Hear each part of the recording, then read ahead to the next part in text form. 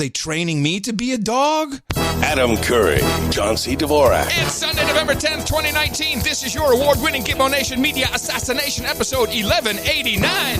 This is No Agenda. Welcoming our new neighbors and broadcasting live from Opportunity Zone 33 here at the frontier of Austin, Texas, capital of the Drone Star State. In the morning, everybody, I'm Adam Curry. And from northern Silicon Valley, where I've noticed that Woody Allen's finally been canceled by cancel culture. Good for them. I'm John C. Dvorak. It's Crackpot and Buzzkill in the morning. Wait a minute, Woody Allen wasn't already super canceled? No. Huh? He's canceled now. What happened? I mean, his new movie, A Rainy Day in New York, will not get released in the United States. Mm-hmm. It's actually been released in Europe to good reviews. Yeah. Amazon will not bring it out in the United States. They won't stream it. He's got the autobiography of Woody Allen, which has to be a fascinating book. Yeah, no, denied. The big four publishers, none of them will touch it. Did he do that himself? He's a writer, yeah. But he did the film about his life, or is it just a written book? Book. Well, shit. No Agenda Press should release that. I'm sure. Exit strategy, baby. That's the bottom of the barrel for him. Hey, we have new neighbors. 5 minutes from the Crackpot home here. Crackpot and the Keeper. Yes. Yeah. We didn't have time to talk about it because it happened on Thursday. Here's report number 1. Yeah, the cleanup got underway just about an hour ago. We were able to capture some video for you, so let's go ahead and play it and show you what we saw. We saw text-out crews out and about, escorted by state police, cleaning up the trash out here using leaf blowers and a street sweeper. Now, the second part, we believe, will be to pack up the folks living here as the state steps in and frustration mounts over how the city is handling this crisis. Governor Greg Abbott warning city leaders to straighten things up, but now he's just stepping in. This morning, text-out crews will clear away the homeless encampments across town. There are a lot of them. The governor says he will not allow Austin to turn into cities like San Francisco or L.A.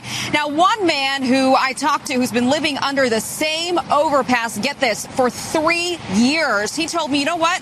I'm just going to move to another spot because Austin is too good to give up. People come from all over the country to come to Austin because it's famous. This is a famous place to live on the streets.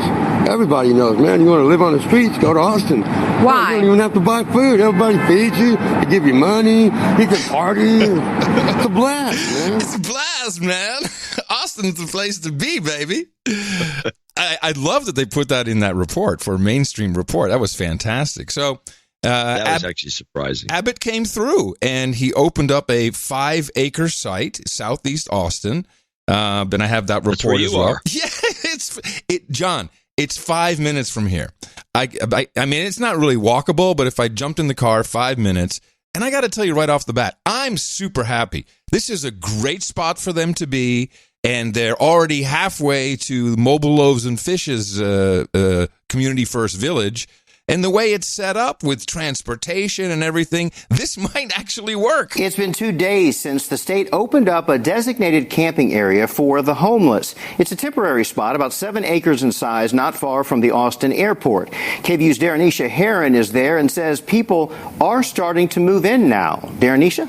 TxDOT just got here. They arrived not too long ago. They are putting up lights for better visibility. And as for the homeless, I have not seen many, but the ones I did talk to, they've already picked their spots. It's like perfect. And then we got here, it wasn't anyone here but 2 guys. Michael Johnson and his friend Jose rode 13 miles on their bikes to find a safer place to call home. Wow, we don't have to talk to anyone to be here or, sign up. The state designated this area off of 183 near Montopolis as a temporary homeless camp, equipped with portable restrooms and hand washing stations. Well, we thought wow, we got bikes that can handle the terrain. As long as it's not on the freeway, we should be able to get there. But there are questions about how other homeless will be able to get to this camp several miles from downtown. Cap Metro said Friday they will get the homeless to the campsite, but they are waiting for more guidance from the state on how exactly they can help. But for Michael and Jose, we want to kind of let people know,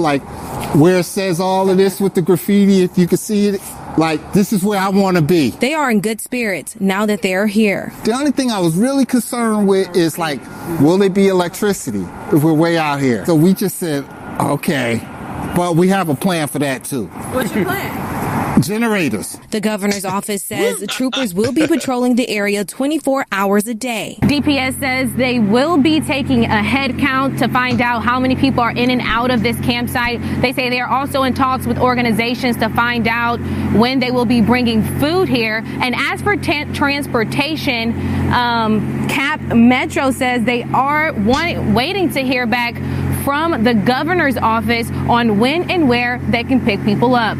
So these reports all sound, sound pretty positive and optimistic. The people they selected at least sound very positive and optimistic. And I will do a boots on the ground report. I'm going to go out there, not today, but I'm going to go out there this week, see what's going on, talk to some people. You know, the main recorder. Yes, the main thing. The super liberals of Austin are like, well, he shipped them 5 miles. It's 12 miles from downtown, and they have to bus in.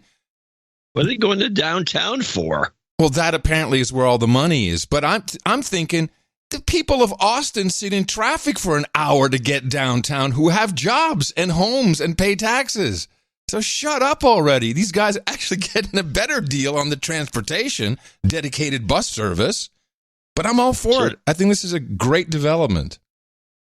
I'm glad you like it. I think it's the beginning of the end for the idea that we don't have shanty towns in this country. Oh, it's going to be a shanty town. It's going to be a shanty town. Sure. And just for context, Montopolis is my exit off of 183. So if you turn right, you go to your house. Turn left, you get there. No, you get off at Montopolis, you're there, and then you drive, 5 minutes further, and you're at my place. So to get to your house from the airport, now you have to go through a homeless encampment? No, you don't have to go through it. No. I don't. No. We looked last night, and Tina picked me up. I got in late. Oh man, I had a trip from hell, John. Yes, let's skip the rest of the homeless story, which we can talk about for endless Screw hours. The homeless. And by the way, congratulations to the Republican governor. But yes, indeed. Tell the story. All right. Well, you have to understand when traveling while doing the show, the most complicated window is between Thursday and the second Thursday show, also known as Sunday. Because the show on Thursday ends at, we don't hang up until 10:30 p.m., my time there. And then I, still have some cleanup to do, and then it's 11, and then I need to eat something, got to unwind. So, really not in bed until midnight. And it'd be nonstop this whole week. So I knew I would have limited prep opportunities because Friday I had, 2 more appointments. And then but I was going to have a short dinner with a buddy of mine who used to be a mainstream talk show guy in Holland, Robert Jensen.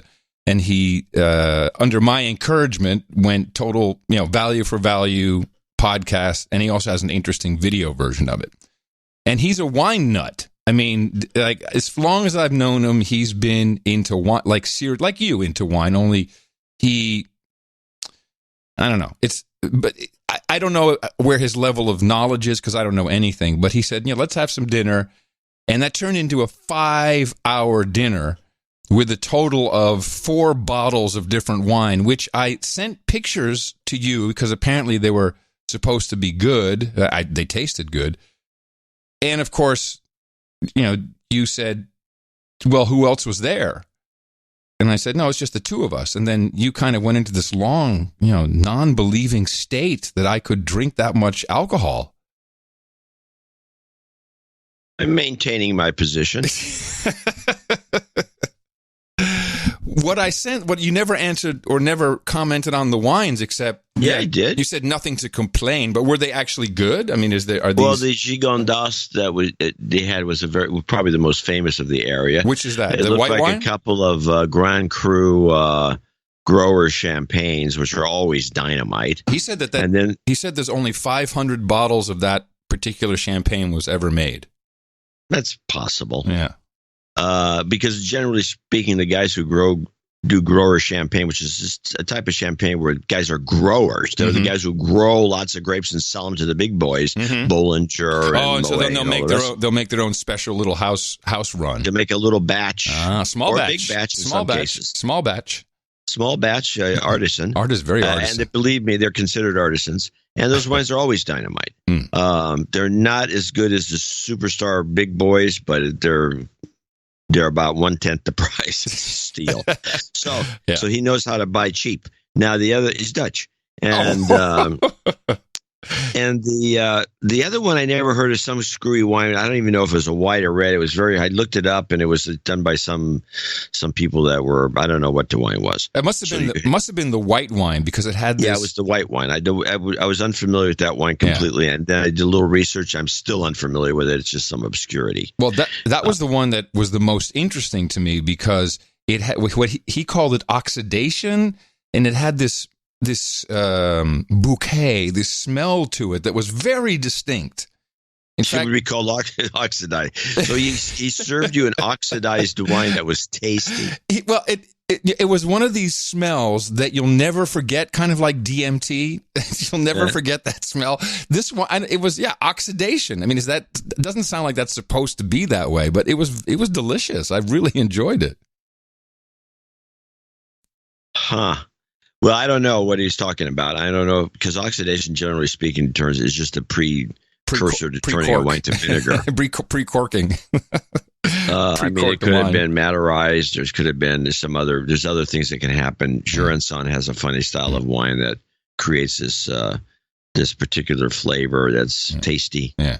I don't know anything about that wine or what he's talking about. Well, anyway. So that lasted much longer than I expected. So I'm like, crap. And of course I had to get up at 6:30 to catch the flight home. And so I'm back at the hotel. I'm like, all right, I'm tired. And I turn on the TV, see what else is going on. The only news I got was that, the Black Pete Sinterklaas arrived. And of course we have this same controversy we've had for 8 years now about the Black Pete's.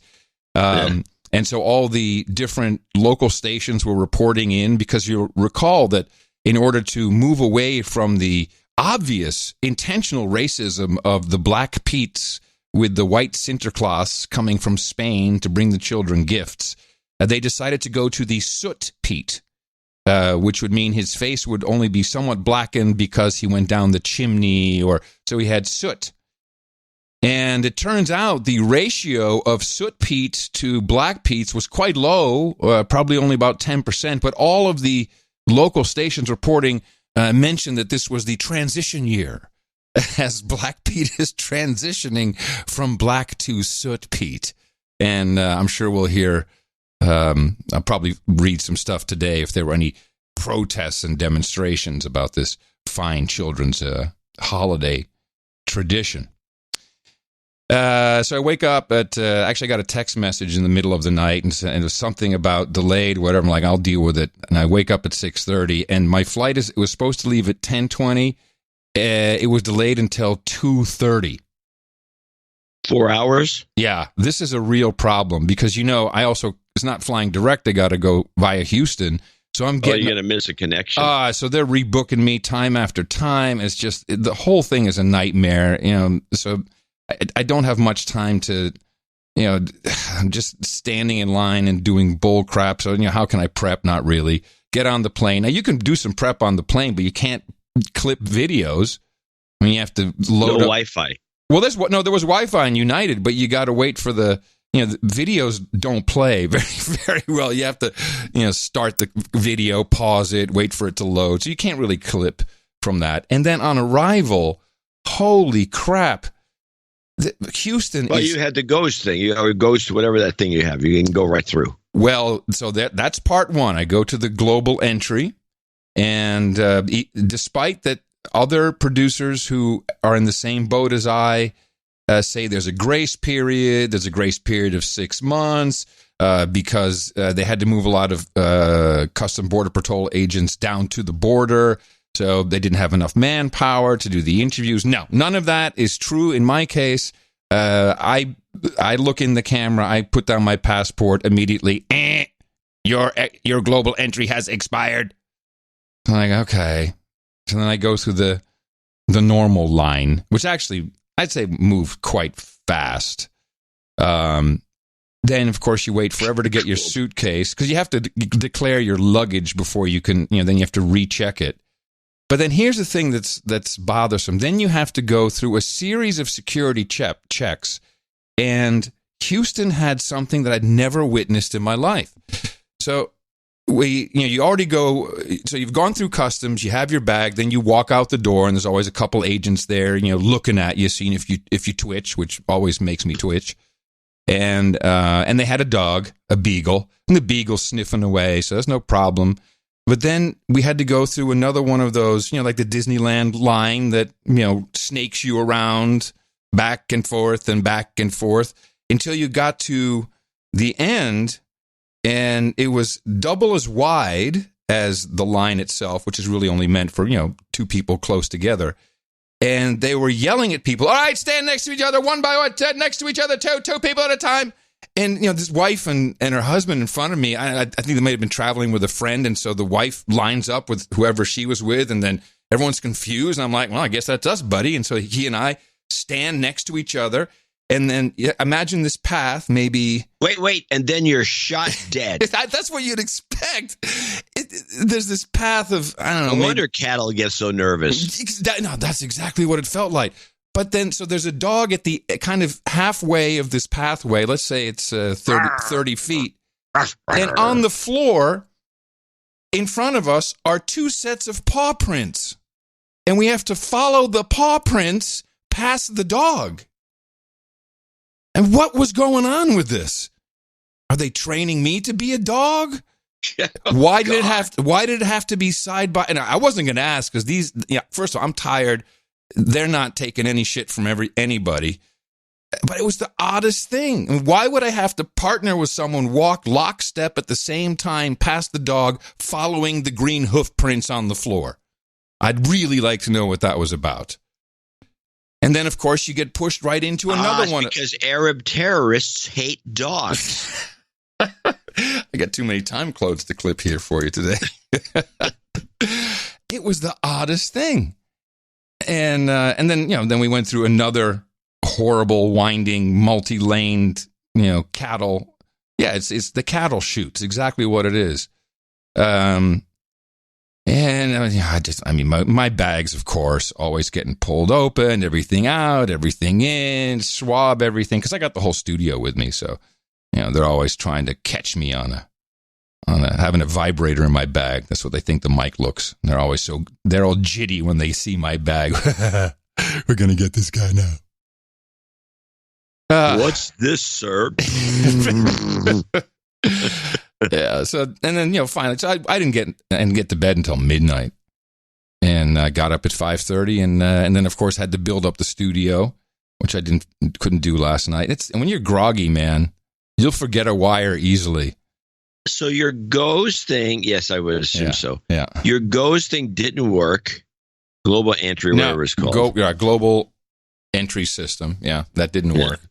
But the dog paw print next to each other thing was puzzling and concerning.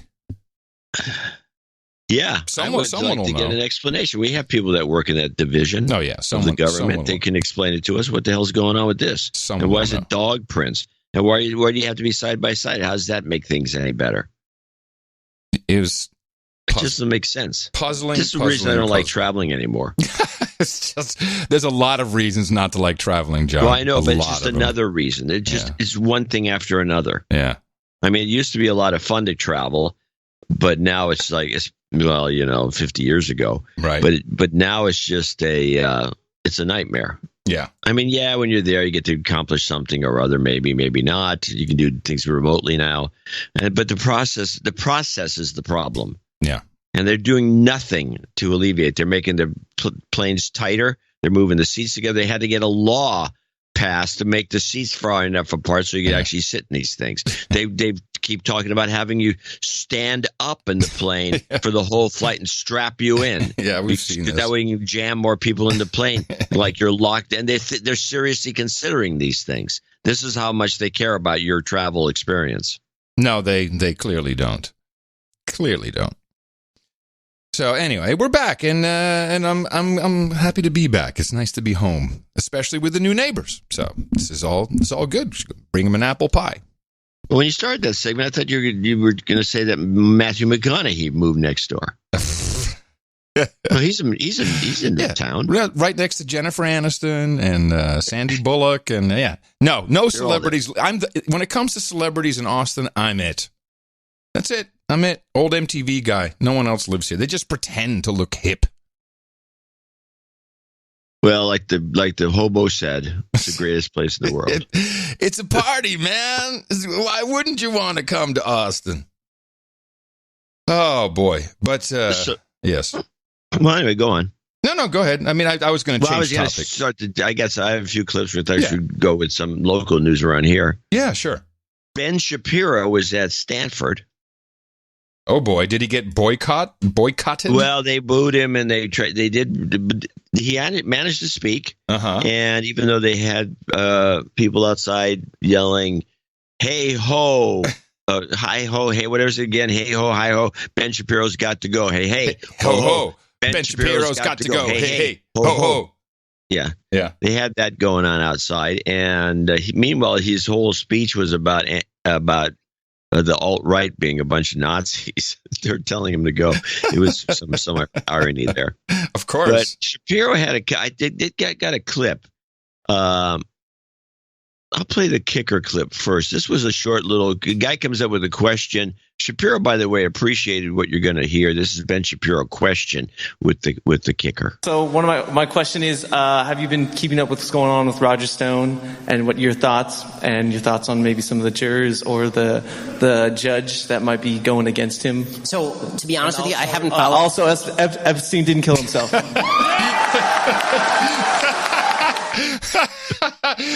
Did I predict that this would go nuts or what? This is it's totally out of control. Well, hold on. I mean, if we're going to do it, let me do a couple, and you want to just let me do two, and then we'll get back to. No, you can do as many as you want, but I want to mention something. You did predict this. You totally predicted this, but you didn't add the observation at this is the modern version of a Rickroll. Well, no, we talked about it being Baba Booey, which is similar. But you're right. It's a Baba Booey, but I consider it more of a Rickroll because Baba Booey is pretty. You're right. Well, what is cool is that, and I encourage everybody to do this, and I was just too tired to do it for No Agenda, although I will do it today. The weather app, someone sent me a screenshot. You know, sometimes the app will fail if you don't have a connection or if it can't connect. And so it says here, this is New York, 51 degrees, feels like 51, wind 6 southwest. I was going to fetch you some weather, but then I remembered Epstein didn't kill himself. This is what everyone's 404 page not found should be that. Should be great idea. Epstein didn't kill himself. That's a great idea. It's too funny. And here's MSNBC. But by the way, it's a great idea for the next few months. Then it'll be over. It'll be over. Yeah, it'll be over. This is MSNBC asking some students in Alabama about the elections, and I think this particular one was asked about Trump's policies. And I want to turn here to Parker as well. The three of you told me you voted for the president in 2016. You're supporters of his. Why do you like him so much, and what policies stand out to you that you support? Well, I would say mainly just the no-nonsense policies, and especially since Jeffrey Epstein didn't kill himself. That's awesome, yeah. That's totally perfect. Just wait and see it. Turning back. It takes the reporter a second to figure out what, because, reporter isn't actually listening to what the people say when they ask him questions. No. She's like, yeah, especially since Epstein didn't kill himself. You even did that. You rickrolled me with that in that whole wine email thread, which I thought was pretty funny. I did. That was pretty good. All right. Anyway, back to Ben Shapiro.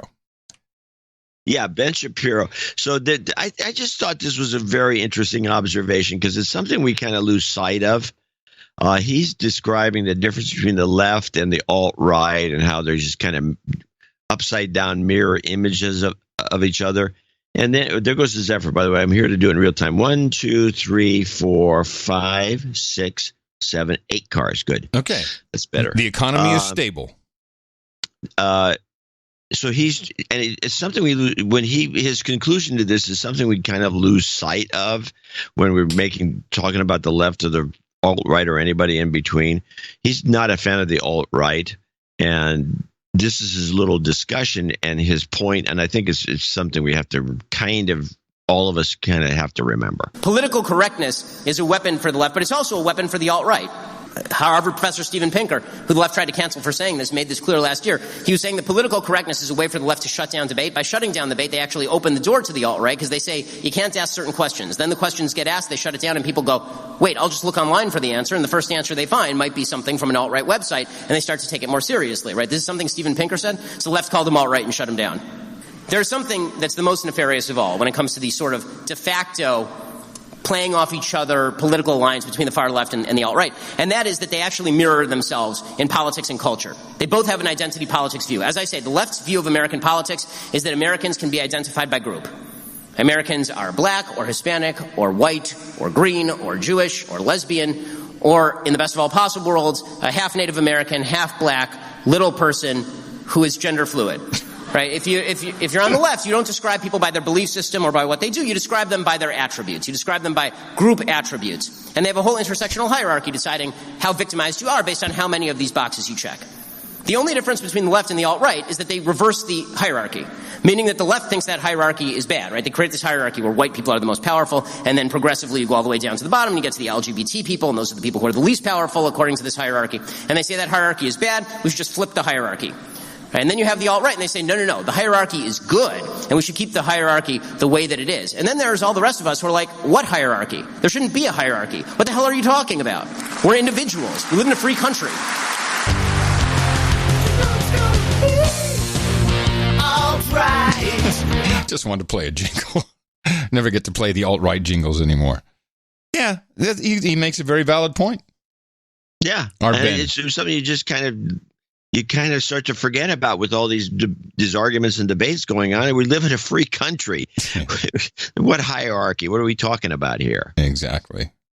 So, the thing is, we tried to play Ben Shapiro's clips. I remember I had one of the first ones. It was years and years ago. Mm-hmm. And you hated him. And you didn't want the clips. And then you started playing some clips. And I don't like his speed talking. No. It really needs to be horrible. It's got to be cut by about, I think if you go a 0.8x. Then you're kind of in the strike zone. It's a little better. You might better. get into the point where you can understand it, but you have to be, it is a way to glue your attention because you won't hear a word he says if you're not kind of clued in. But I have to admire the guy for the career he's made out of himself, despite the fact that he went to UCLA. For the identity politics, which, of course, is what the Democrats are doing this cycle. And I guess everyone does it all the time, but it's pretty obvious. The thing that I've been talking about with Mo is that I think all the Democrats know that they need the black vote. And we've studied long enough here on the show that, they're going after black women, and they're the ones that they're going to activate, as it's called. They're activating the black women. So how are they going to activate them? Well, the first thing you need to do is make sure you get all black women. And all black women, that's women, WMXN. I'm not kidding. WMXN. Because if you do all black women, that also includes the black trans women and the black cis women, and they're being activated. Despite pervasive attacks on our communities, our identities, and our lives, black, trans, and cis women, femmes, gender nonconforming, and non-binary folk remain at the forefront of each and every social movement to hold this country accountable. We are progressive black leaders who are not impressed by political theater. We know that big things happen when black women come together and take our own space in the political process. And though no one person could hold all our aspirations and the hopes for president, there is one leader who we believe will work with us. That candidate is Senator Elizabeth Warren. She has a track record of taking on the predatory policies that harm our communities. We've come together as a collective voice, and we hope to encourage others, especially black women and gender nonconforming folks, to join us. We are all in for Warren. And if you are too, go to blackwoman4.org, sign the endorsement statement, and join us. There you go. Liz Warren, who says black trans women are the backbone of our democracy. I wish I had a clip. Well, that's news to me. Well, she tweeted that. I wish I had a clip of it, but she tweeted that. But yeah, so this is the group that's being activated for Elizabeth Warren. But we need to stay with the obvious identity politics, helped by the Democrat Party's mainstream media helpers, who are bountiful. The top of the list would be Chuck Todd of the Chuck Todd Cast on MSNBC. And someone sent me this clip, and I'm listening to it, and like, does anyone else? Maybe it's just me, but what this guy is about? Yeah, I don't need that affirmation from you. This is one of the most racist things I've heard. Guns and climate. Oh, I'm sorry. They're talking about Michael Bloomberg supposedly jumping into the race. So let's look at the pros and the cons. Guns and climate. Who's to his left? Well, Beto was to his left on guns, but he's not going to be a factor any longer. Right? I mean, so... Also the governor of you can make an argument that Bloomberg has embraced the Green New I don't think he's embraced that. I agree. So that's one area where he actually is more to the center than she is. You know, in the smoke-filled room, you'd say, on paper, Bloomberg has the right balance of what you want to win a broad election. Maybe not a deep election, but if you're trying to win the ex-suburban Republican, which, by the way, Michael Bloomberg's an ex-suburban, arguably an ex-urban Republican, and at the same time, you care about these core progressive issues like guns and climate, it ain't just somebody buying an election. I'm trying to think of Michael Bloomberg as the nominee in Western Pennsylvania. I know what you're thinking. The suburbs of Michigan, the Michigan suburbs, the Ohio suburbs, the Wisconsin suburbs. By the way, there's only one running mate for him. It's the same running mate Joe Biden has to pick, and it's the same running mate Pete Buttigieg has to pick. It's Stacey Abrams, by the way. There's nobody else that Bloomberg can match up with if someone got this nomination than Stacey Abrams. Why? Yes. I think he has to have a person of color. I think he needs a diversity on the ticket, person of color, no? Now, when Chuck Todd says it like this, you need a person of color on the ticket, excuse me, is that not the definition of a token black? Is that exactly what he's saying? Pretty much. What do you expect from Chuck? He looks like a racist. He does have kind of that scruff Nazi look, doesn't he? Got that short haircut, the whole thing. Yeah. I was just kind of like, wow, man. Yeah. Oh, it's got to be a person of color. It's got to be a person of color. How could you even think differently? Yes. Well, first of all, he played the Bloomberg announcement on the way Democracy Now! Thought of it. This is the Bloomberg on Democracy Now! The billionaire former New York City Mayor Michael Bloomberg is reportedly preparing to jump into the 2020 presidential race. The New York Times reports Bloomberg has sent staffers to Alabama to gather signatures in order to qualify him for the primary. His possible 2020 bid comes as he's reportedly skeptical that former Vice President Joe Biden can beat out his progressive challengers, Massachusetts Senator Elizabeth Warren and Vermont Senator Bernie Sanders in the Democratic primary. You know, it helps if you plug both those channels in. What the hell was that? I was going to talk about that. Oh. So Democracy Now! Decided to do a remote. I'm already there. Yum. Do tell. They're at some, I think they're in South Carolina. There's some Green New Deal convention or something. Oh, yeah. Sandy was there. Sandy was there with Bernie, and yeah, it was a big deal. Yeah, they were there live. Yeah. And they had a ground loop the entire show. Oh, on stage, too, throughout the microphone, the amp in the No, in they the had house, like a little studio. The funny thing was when they went to their clips, which they did, the ground loop was gone. It was gone, yeah. So it was a mic. Somewhere. It was a mic ground loop. And this was live on this thing because I was like, what is this buzzing? Wow. Nice amateur hour. That's really the way I saw it. But it's in there. All the clips I have from Democracy Now!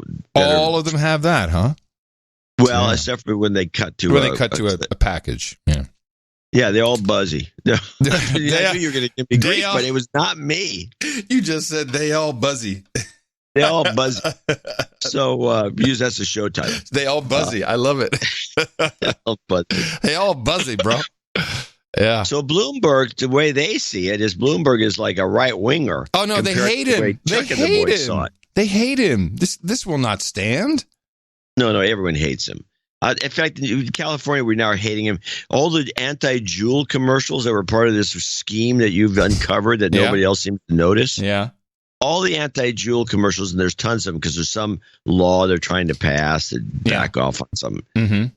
All right at the bottom in big letters, not like a little bitty thing at the bottom. Big giant letters. Sponsored by Michael Bloomberg. Oh yeah. Ads in California about the guy is.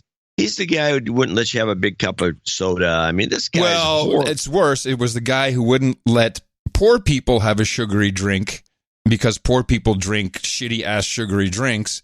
But rich people could have all the nasty saps that are filled with sugars and huge sugar-based flavored coffees to their heart's extent. Their heart's desire. There you go. That's better. It's even better. Yeah. Well, the point is that this guy's got no legs. Well, what we need to do is that's why he's so short. And here comes Trump's nickname for Michael Bloomberg. There is nobody I'd rather run against than Little Michael. That I can tell you. Little Michael. 2008. Pregnancy bias lawsuit. The 72 moms versus Bloomberg. This was 72 current and former female employees who were became pregnant while working at Bloomberg, his financial service company, claimed the company discriminated against them by decreasing their pay, demoting them, and excluding them from other employment opportunities after they became pregnant. And this is from ABC News. One complaint alleges that a Bloomberg senior executive, upon hearing that two of his female executives had become pregnant, remarked, "I'm not having any pregnant bitches working for me," and instructed another executive to terminate them. And then, and apparently the culture was saying things like, "Oh, you're not committed. You don't want to be here because you got pregnant." It was a huge scandal, but it was 11 years ago. But I think they should do some digging, don't you? Oh, yeah. No, if he gets anywhere, they're going to start doing some digging. I mean, they got to get Tulsi back up there. She'll blast him. Right. I was looking at, there's a Medium article written by someone who's, I guess, is read a lot over there, a Democrat. And they hate him. Hate him. Why would we elect this other white cis billionaire? Yeah, and then, was it De Niro? I think I have it here. Where is that? He's a pig. No, it was even better than that. Where did my De Niro go? Hold on a second. Well, that's... Huh? Did I lose that clip? Oh, man, it was a good clip, too. Right, demand to hear it on the next show. Shoot.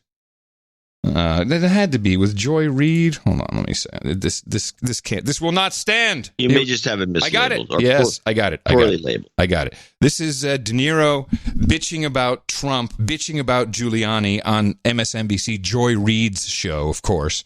And this was sent to me as the quintessential example of wat je zegt ben jezelf met je kop door de helft, i.e. the Dutch proverb, you are what you accuse others of being. But Trump's not a billionaire. He's a fake president. He calls everything else fake because he knows he's fake.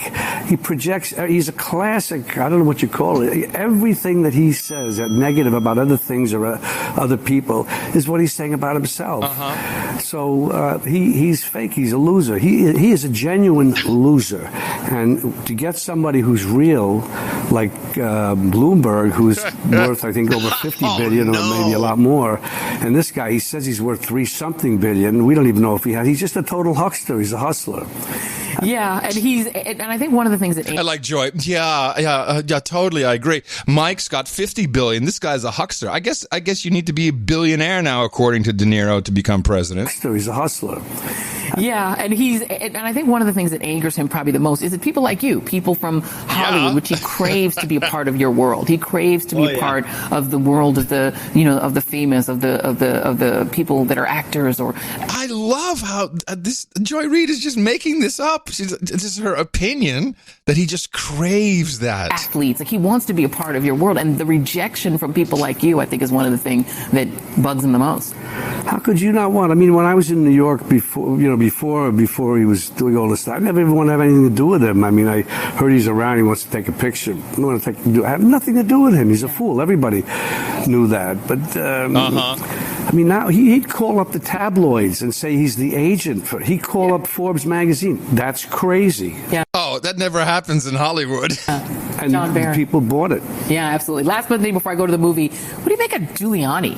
I think he lost his mind. I think he's what a shame, because he had something going and then he just prostituted himself to work with Trump. I mean, the guy's how could he do that? I have no understanding of how he could. He was the guy who used to prosecute people with the RICO Act and so on, and now he's part of a criminal family. It's he's the Tom Hagen. Tom Hagen. Nice reference to The Godfather. Yeah, I mean, what did De Niro actually say there? He's just spouting about how much he hates him and nobody liked him and we always thought he was a fool and he clearly wants to be part of my world. I don't think so. No, I don't think so either. But, that's what De Niro thinks. Ay. He's just nuts. Well, and then that's definitely off. I caught this. Helen Mirren. This is actually a very good exercise. I'm happy that Stephen Colbert did this because it showed you immediately the fallacy of this Ukraine impeachment bull crap. So we had Helen Mirren and Ian McKellen. I think they have a movie together. Maybe it's The Irishman. No, that's De Niro's movie. They have a movie together. There's always a movie. There's always a movie they got there together. And so they come out and they're promoting their movie. And Colbert then has this genius idea, since Trump has said that you got to read the transcript, because if you don't read the transcript, then you'd have no context. You don't understand. It was a beautiful phone call. It was a perfect phone call. Everything could not have been more perfect. Means. It was just beautiful. And so I will just read to you. This is what makes it interesting. And I'm reading the actual PDF. The only lines that matter for this gambit that Colbert did. We are ready to. This is the Zelensky, the Ukrainian president. We are ready to continue to cooperate for the next step. Specifically, we are almost ready to buy more javelins from the United States for defense purposes. And then the president says, I would like you to do us a favor, though, because our country has been through a lot and Ukraine knows a lot about it. I would like you to find out what happened with this whole situation, the situation with Ukraine. They say CrowdStrike. I guess you have one of your wealthy people, the server. They say Ukraine has it. There are a lot of things that went on, the whole situation. I think you're surrounding yourself with some of the same people. And so, nothing about Biden in this whole paragraph. And he winds up by saying, whatever you can do, it's very important that you do it if that's possible. And then Zelensky, and then, the Biden thing comes up way down at the bottom. So, but that's the piece that they're going to reenact, where Trump asks for this favor for Ukraine, information about CrowdStrike, nothing about the Bidens. Yet here's how it's presented on television. Donald Trump, you may have heard, released a transcript of him essentially extorting the Ukrainian president, saying, "We won't give the military aid unless unless you launch the investigation against the Bidens." Now he says, it's very clear what he just said. He said Trump is asking for a favor for him to launch the investigation on the Bidens, which is, in the literal transcript, not true. The favor is asked about CrowdStrike, Ukraine, the server, the corruption going on in Ukraine. President saying, "We won't give the military aid unless unless you launch the investigation against the Bidens." Say what? No, I'm listening to her going, yeah, and they're kind of agreeing with each other, and she's like acting the fool. Yeah. Now he says it's a perfect phone call, perfectly innocent, and he wants to read it on air in a fireside chat, and he thinks that when he reads it out loud, it'll suddenly seem so innocent that you won't want him removed from office. And since I have two of the greatest living actors right here, I was wondering.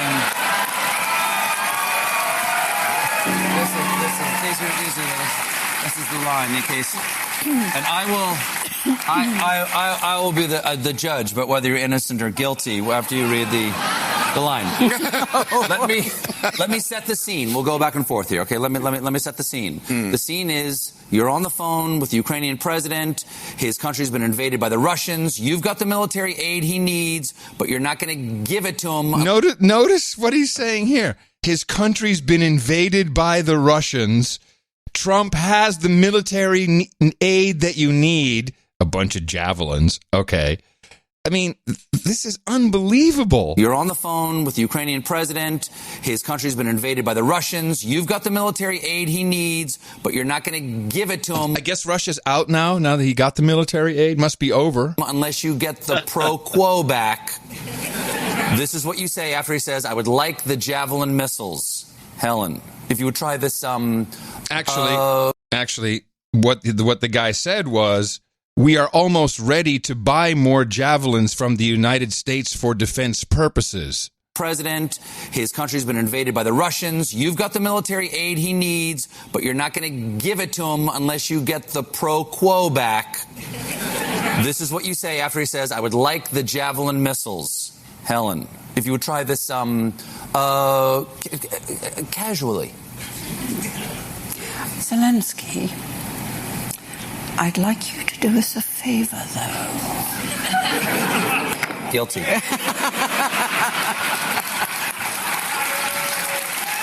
Ian. I'd like you to do us a favor, though. And he holds his fingers up like a gun.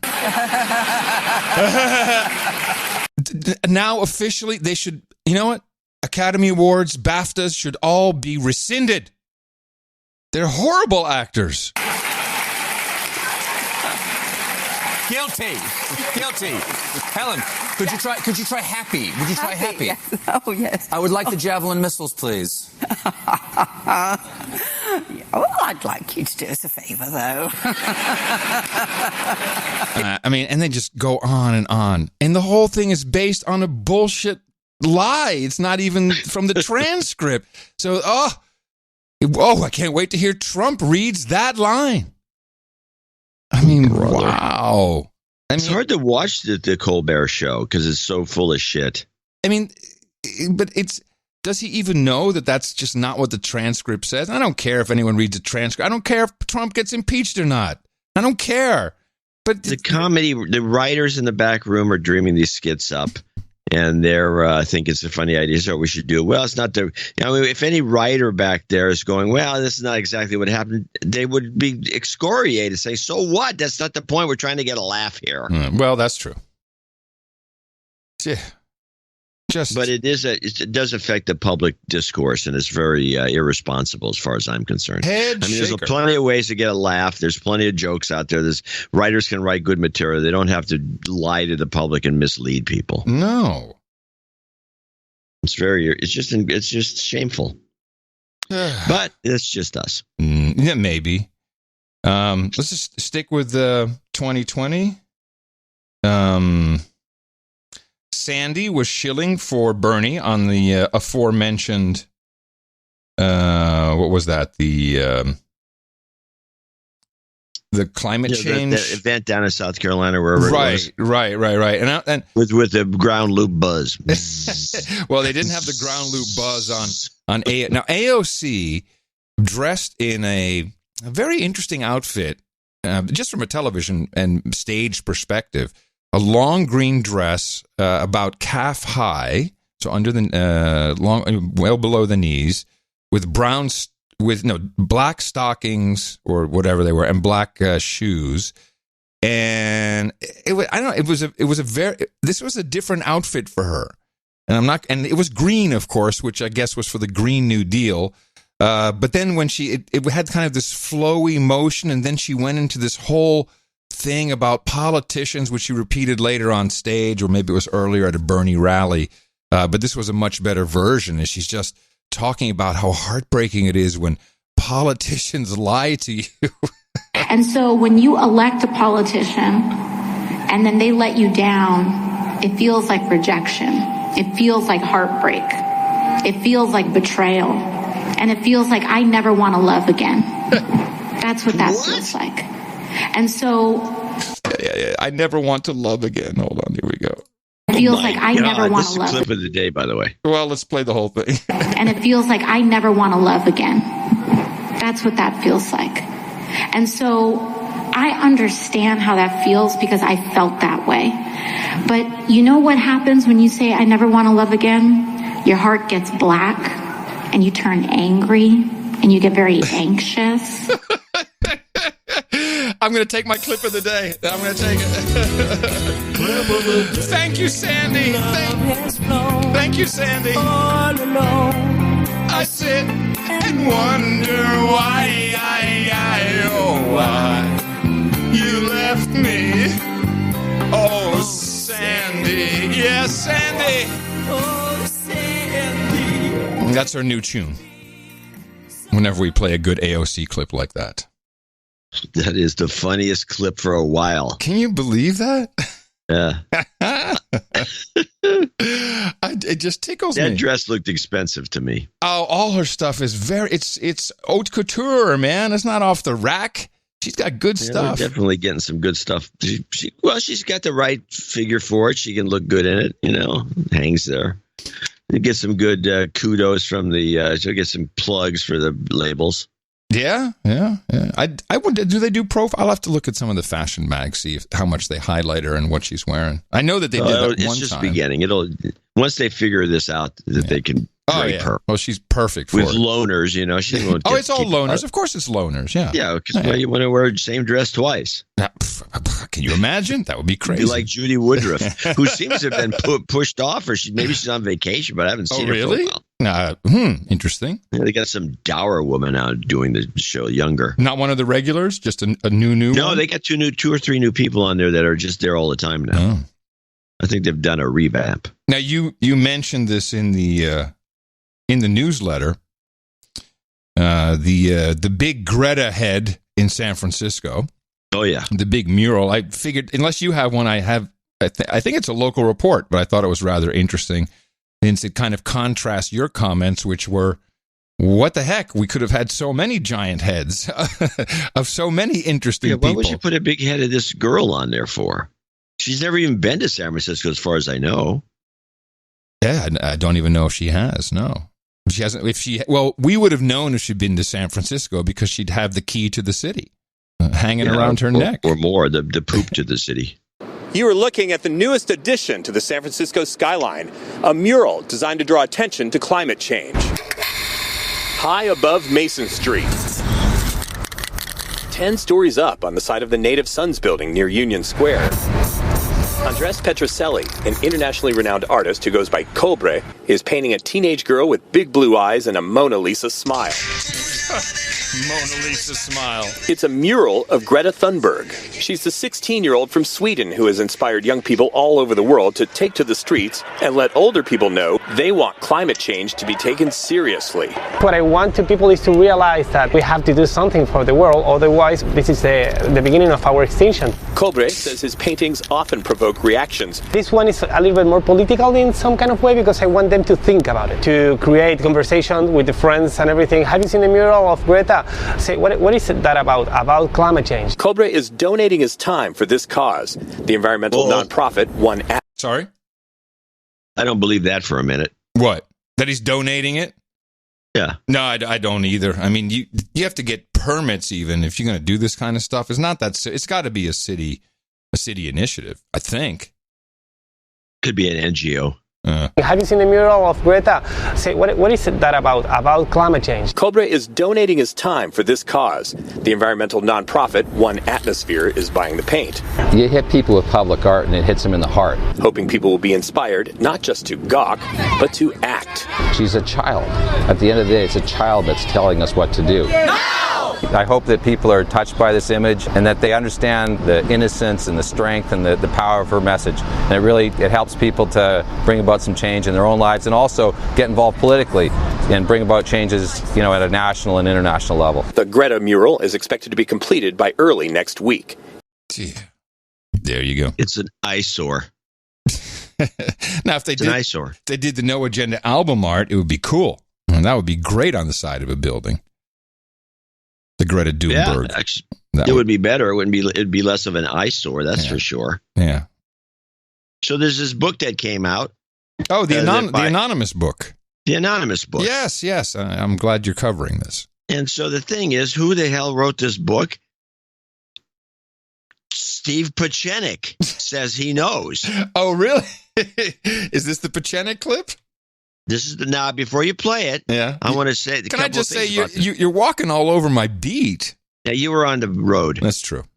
Pieczenik was visibly shaken. Oh. Extremely nervous. I haven't seen this one yet, so he was stammering. He was making errors in his sentence structures. He was not happy about having to reveal this guy. Wow! And he believes that Bolton was the guy who is anonymous, which makes nothing but sense to me. And has some backup clips talking about this book. But let's play the Pieczenik clip first. Hi, this is Dr. Pieczenik, and today I want to talk about John Bolton, the Benedict Arnold of America. Now, why do I say that? Why?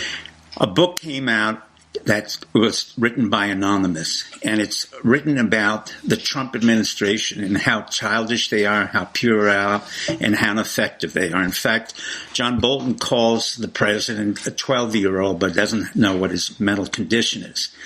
I happen to know John Bolton, and I think he's a sociopath. But as an intelligence operative, what I did was to create agitation propaganda. I purposely created a proposal for my own book, which will come out in a few weeks, which talks about the real Jack Ryan and the person who really implemented a lot of the coups and counter coups in this administration. Now I'm doing another coup.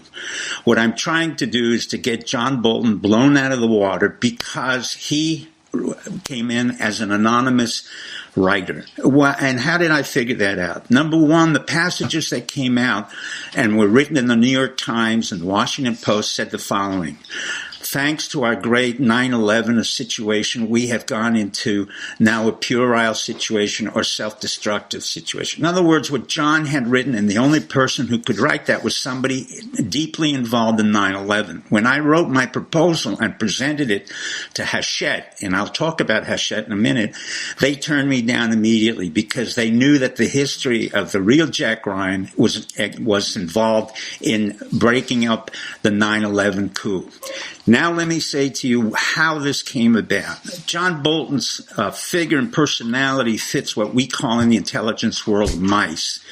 M standing for money, I for ideology, C for cash or for compromise, and E for ego. John needs the money. He's ideologically always been a neocon. C, he's always been compromised by someone or an institution, in this case Yale, where he went to Yale and worked with Bob Woodward and John Kerry, who are now on ABC News and NBC News. And the last one was ego. His ego is immense. Carl Ford, one of my intelligence operatives, said correctly that John needed to always suck up to the superior and always deprecate the bottom. What was that acronym he had?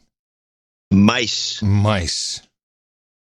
Huh. Money, something, compromise, and ego. Well, he certainly fits the bill. I, by the way, the book he's talking about, I've read parts of Pieczenik's book. It's fantastic. He is the real Jack Ryan. It's a fantastic book. Well, in this case, this book, A Warning by Anonymous, which is highlighted coincidentally in the New York Times in their book review. Oh, of course, as one does. Yes. I read the Times headline, a book review. In A Warning, anonymous author makes a case against re-election. And so I was thinking... It makes a lot of sense that it was Bolton who wrote the anonymous piece because he was fired shortly thereafter. Somebody either got wind of it. Yep. Guys, and in certain circles, you can find out who these people are. There's some publishing circles I know for a fact. Yeah, you must be able to find that out. Yeah. And Pachenik's got a bunch of enough old contacts, old timers, and it's a gossip ring, and so they could find out who. Yeah, and he has been actively pitching. I know because I spoke to him before I left. He has been actively pitching his book to all the big publishers. So I'm sure that he was talking to people and got enough to put it all together right there. Yes, absolutely. I don't think there's any doubt about it. But let's listen to some Bolton related rundowns that I picked up. Here's one from CBS-N. This is the Bolton to testify rundown. I want to bring in Siobhan Hughes. She's a Capitol Hill reporter for the Wall Street Journal and joins us now. So Siobhan, thank you for joining us. You know, a lawyer for John Bolton says that his client has new information on these meetings with Ukraine. Bolton, of course, is a former national security advisor. I'm curious what your sources are telling you about the type of information Bolton might have. So we don't know exactly what John Bolton knows, but what we do know is that he was well positioned to have a type of access that none of the witnesses has so far had. As the national security advisor, John Bolton was essentially Donald Trump's right-hand man on national security issues, would have been in the room with him, also in the room with other key players like Mick Mulvaney, Gordon Sondland. Mr. Bolton has a reputation for being very direct, very forthcoming. Even Democrats say that if they don't always agree with his politics, they can trust his information. Yeah, I did catch some of this when I was watching some of the TV, even in European news, although not a lot about Trump at all, as I mentioned previously. A lot of people like, Bolton, yeah, we can't go. And Bolton he doesn't want to, but we're going to have to get him to testify. He's the guy. He can bring him down. Bolton is going to bring him down. Yeah. Bolton's a bad guy. I mean, nobody liked him to begin with. When you listen to the right-wing talkers, none of these guys could figure out how Bolton even did. In the end, here's the question to ask Pachenik. Okay. Which is, how did Bolton get his job in the White House to begin with? Who put him in there? Which one of the stooges? Was it Mattis? Was it the guy before him? Right. I'll ask him. I'd like to know because because all the right wing talkers pretty much say the same thing. How did Bolton get in here? He's a neocon, which goes against everything that Trump was running on. You know, he hated all these neocons, and he puts a neocon in as his national security advisor. Why? Mm-hmm. And so then Bolton gets in there, and he just turns out to be a. And Pachenik was not happy about Bolton being in there. From day one, he was like, "Get that guy out. That guy's got to get fired." So Bolton, becomes this anonymous character, which makes nothing but sense. But here is the second clip. This is excerpts from the anonymous book on Democracy Now! with our ground loop. A midnight self-massacre. That was the plan hatched by some senior Trump administration officials who considered resigning en masse last year to sound the alarm about Trump's conduct. They ultimately rejected the idea over concerns it would further destabilize the government. The aborted warning is one of a series of revelations in a forthcoming book titled A Warning. Its author is an anonymous senior official within the Trump administration who published an anonymous op-ed in the New York Times last year headlined, "I am part of the resistance inside the Trump administration." In the book, the author describes senior officials waking up and trying to respond to Trump's overnight Twitter announcements, writing, quote, "It's like showing up at the nursing home at daybreak to find your elderly uncle running pantsless across the courtyard and cursing loudly about the cafeteria food as worried attendants tried to catch him." Ageism. You're stunned, amused, and embarrassed all at the same time. Only your uncle probably wouldn't do it every single day. His words aren't broadcast to the public, and he doesn't have to lead the U.S. government once he puts his pants on, unquote. The author also claims Trump once asked White House lawyers to write a bill to send to Congress aimed at reducing the number of federal judges after various judges had thwarted Trump's policies. Trump reportedly said, quote, "Can we just get rid of the judges? Let's get rid of the expletive judges. There shouldn't be any at all, really," he said. This, according to the forthcoming book, A Warning. Oh, yeah. Hey, that hum is fantastic. I mean, it's almost a format. We need to have some hum on our own show. I can't even make hum anymore. I don't think it's all digital. I don't know how they do it. I'm driving around yesterday with Mimi, and I pointed out to her because I've got a bunch of college stations, and I pointed this out, and this is something that podcasters maybe should consider this. I'm listening to KLX, a local Cal station over at Berkeley, and the woman's doing a bunch of music, but she has a very low musical bed underneath her. Mm-hmm. When she's talking, just announcing, she's a little music going on. Yeah, sure. And I've noticed, and I used this trick once. I was doing a weekend at one of the stations around here, and I heard this years earlier. Hot Rockin' Johnny C, everybody, how you doing? It was a talk show, Rockin' the Bay, and it was. I heard a bed underneath some guy who's doing a show, and I still think it's fabulous to listen to.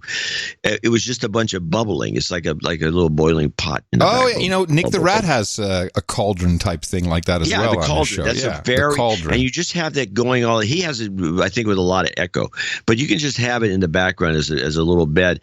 And I point out to Mimi, I said, only college stations do this because nobody else will allow it. It's just not allowable. For some reason, it became and I don't know why. Maybe you have a better handle on it than I do. A mainstream station, nobody will let you do that. You can maybe once in a while. You can get away with it, and then you get chewed out later. But they don't. Mainstream stations will not allow a bed underneath anything. They want the announcer to come on straight forward. You can put a little echo on him or something. Then you go back to the music. But you can't have that kind of noise in the background. Why is this? You mean on a talk show? On any show. Oh, well, the top 40 guys, I got bubbles for us right now. I got someone farting in the bathtub. Sounds really good. On a top 40 radio station, there's never a jock talking without music or some bed underneath him. Ever. That's the format. But, like we talked the other day, like, what was that, where they're doing a music bed? ABC, I think. Yeah, it's stupid. I think it's distracting. They're doing it all over but they're doing it over the clips. Yeah. It's like doing music, you're playing a song and you say you're doing top 40. No, that's a mistake. They're playing it over the clips. They're not playing it over the voice. Oh, Jesus. I'm sorry. Jesus has nothing to do with it, but it's that stupid. Yeah, maybe this is better. Maybe this is better for us. We'll try this one. With a little bubbling? Yeah, a little bubble action. Here we go. How's that sound? Now it sounds like we're a couple of guys in a jacuzzi. Hey, funny meeting you here. Come here. Anyway, so the point is, I want to get back to the story, which is this resigning en masse story is a creation. I don't believe a word of it. Resigning en masse? Everyone's going to walk out? Yeah, we're all going to walk out. Let's do it because we all hate working here so much that we're all going to walk out on the president. And then they said, well, we're not going to do it because it may disrupt the country too much. I don't believe a word of it. The thing that Pachenik points out, and maybe this is why he was nervous, and I will ask him about it, aside obviously from who hired Bolton, that's high on the list. He was talking, because this is what Pachenik does. And it's interesting because I don't know if it really works, if he really believes it, or if he's just delusional. Because he will say to me, I'm running a PSYOP against John Bolton. And he said, I'm talking months ago. And so all his most of his videos at the time were all Bolton bad, Bolton. And he says, they monitor me and other people monitor me. And of course it's true because we monitor him as well. And here we are, we're actually rebroadcasting his message and we're not the only ones. So what he's worried about is that this anonymous book really is a soft coup PSYOP against Trump because it's a direct play into Trump's ego. And I don't know if he's made comments on it yet, but he probably will. And it becomes a kind of a negative distraction. He doesn't do well with these types of things and obsesses on it a little too much. But maybe a lot. No, Trump. Oh, yes. But the good news is he doesn't read. Thank goodness. So yeah, unless there's an audio book, it'll never happen. He won't know what's in the book. You're right. Well, all of this doesn't matter because as I did trounce down my beat this morning, it looks like indeed very soon we will have the unsealing of thousands of indictments. Yes. I know it's hard to believe, but we're finally there. Joe DeGeneva and his wife Victoria Toonsig come back on Lou Dobbs, Pete Dobbs. But did you check the date on this to make sure it's a recent clip? Because sometimes you can get fooled from 2 years ago. No, I'm pretty sure this is a recent. It'd be very similar, I'm sure. Who cares? I'm just recycling them, pretending there's something new. Let's turn to first the Inspector General report. I'll be in the same position I've been in for 2 years. Are we ever going to see this report? You are going to see it, Lou, but I am not predicting. So much for anonymous sources. Look at that. One says yeah before Thanksgiving, and the other says no. At least they're backing off on the timeline now, so they're cooling off a little bit on next Wednesday. We're going to have thousands. It's always next Wednesday. So no longer. But I heard she slipped in, before Thanksgiving. We should hold on to it. But I can tell you this, and we have darn good sources for this. It's going to be very bad for the people in the Obama administration. As my source said to me, it's going to be worse than you can imagine. Well, that is a heck of a tease, Victoria. That like we haven't been teased for months. I'm already sort of chomping at the bit to get the thing. Joe, your thoughts on that Horowitz report? It doesn't sound like it's going to be a tepid matter. Explosive, would you say? I would say explosive, and I would say for people at the highest levels of the FBI and at the highest levels of the Justice Department, more important, the Justice Department, it's going to be devastating. It's going to ruin careers. It's going to make people have bar problems. It's going to be Bill Barr problems. No. Bar association problems, because what's clear, and now we know, is that the senior levels of the Obama Justice Department were complicit in knowingly submitting materially false applications to the FISA court for an illegitimate counterintelligence purpose, not for a legitimate purpose, but to spy on Americans for political purposes. And it really will end up being the beginning of the greatest political scandal in history. And it's being held up partially because of John Durham's new grand jury, which, by the way, exists for one reason and one reason only, because people are going to be indicted.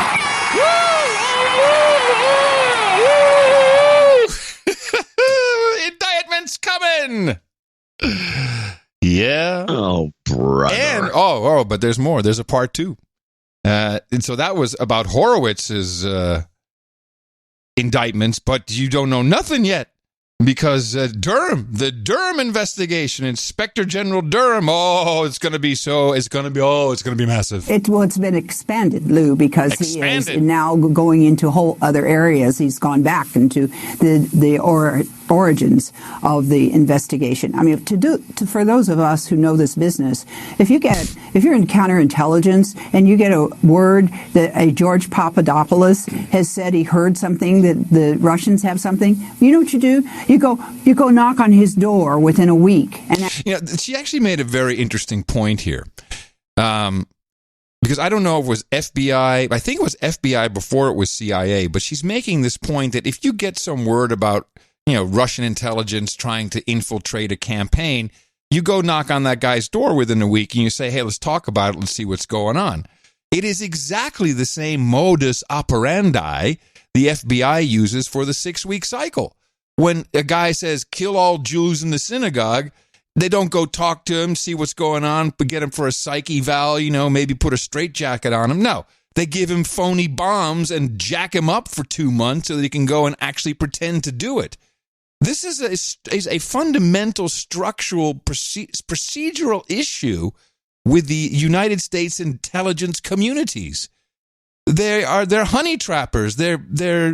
It's what is the word I'm looking for? Well, we brought this up on the last show, and I still think this possibility exists that they have determined at some point that they can't do the old-fashioned thing, which still seems like the logical thing to do, which is that if you heard that Papadopoulos was being contacted by the Russians, you'd go turn him into a double agent right away. Well, even better. But no, you want to entrap him instead. Exactly. There's a little bit more to this. You know what you do? You go knock on his door within a week and ask him about it and have him give you the information. Where did he get it and how did he? They didn't do that. They didn't do that at all. They dissipate all the rules of a counterintelligence investigation. And it's expanded because originally Barr wanted Durham to just look at the beginnings of Crossfire Hurricane. How did this start? How did it happen? But then what they discovered was that they found out from the Devin Nunes experience at the White House in March of 2000. That's a great band name, the Devin Nunes Experience. Devin Nunes experience at the White House in March of 2017, that there had been massive unmaskings of Americans for political purposes, and that those information was given and leaked to the press. And by the way, the Michael Flynn Ambassador Kislyak call, the Russian ambassador, which was leaked to David Ignatius of the Post, is in fact the subject of one of the criminal investigations because that leak is a 20-year felony. There you go. The Devin Nunes experience. Well, so, I have hopes. Better now. I have high hopes. I hope everyone feels better. And with that, I would like to sincerely thank you for your courage and say in the morning to you, the man who put the C in the connector ground loop, John C. Dvorak. Well, in the morning to you, Mr. Adam Curry. Also in the morning, all ships at sea, feet in the air, subs in the water, boots in the air, and all the other things, and the dames and knights out there. And in the morning to all of our trolls in Letrell Room. Letrell Room is where you can go hang out if you're a troll. It's like a digital bridge, and that bridge is the No Agenda Stream, noagendastream.com. That bridge is filled with fun things for you to troll. Come on in. We've got cookies and milk. noagendastream.com. But seriously, folks, there's good stuff in them streams. It's and it was so interesting. Thursday, Darren O does the pre-show. He does a fantastic, almost reminiscent of one of the like the great 70s jocks, rapping, rhyming, just I don't know. But it's all bashing rock and roll. And then he hits, he hands it over the stream to Amsterdam, and I click go, and then I'm live, and it's cool. I mean, it's a real station. So anyway, noagendastream.com. And also, we would like to thank the artist for episode 1188. That was our previous show. The artist was Data, who has won a couple of album art placements. And there's nothing like having rules for us to break a rule. As the title of the show was Greta Thunberg, which was a very obvious title. And we did something that we don't typically do. We combined the title with the album art, which was this fantastic Mad Max rendering of Greta. And it was just, as you said, and I recall this, that's not a simple Photoshop job. There was work done on this. Yes, and we violated a second rule, which was to look up whether this thing is in the public domain done by someone else. Oh, shit. Did we? We didn't. We didn't. And was it taken? Nope.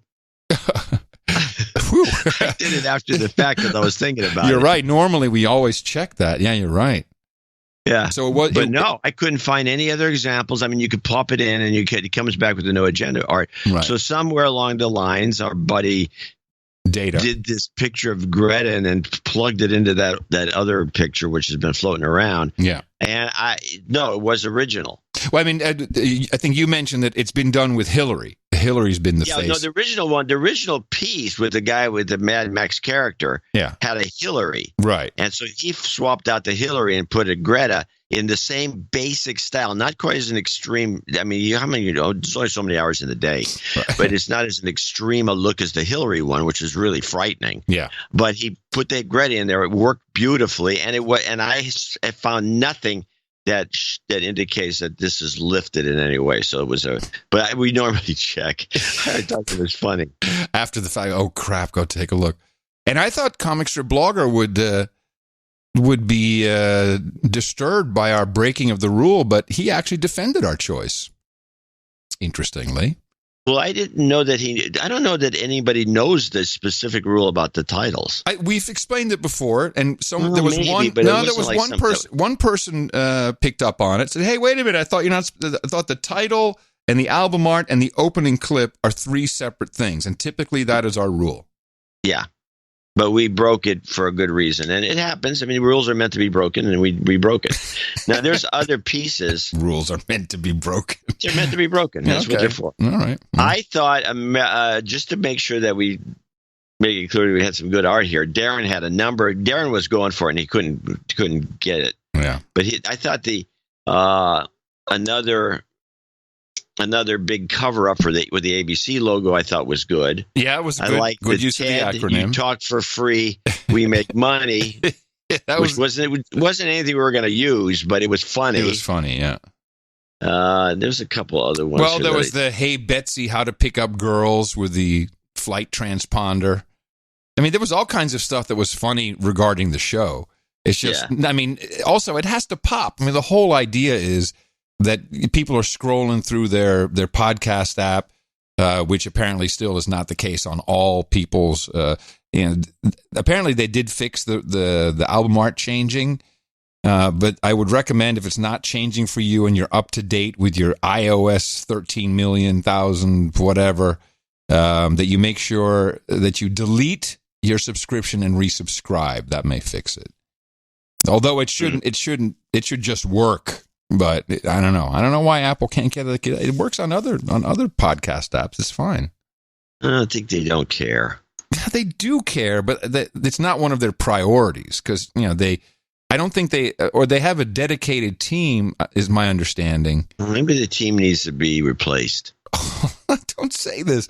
We actually have knights up there, man. I like the guys who run it. The top guys, the guys you talk to. There's not. Well, I'm talking about the coders. Yeah, well, I know some.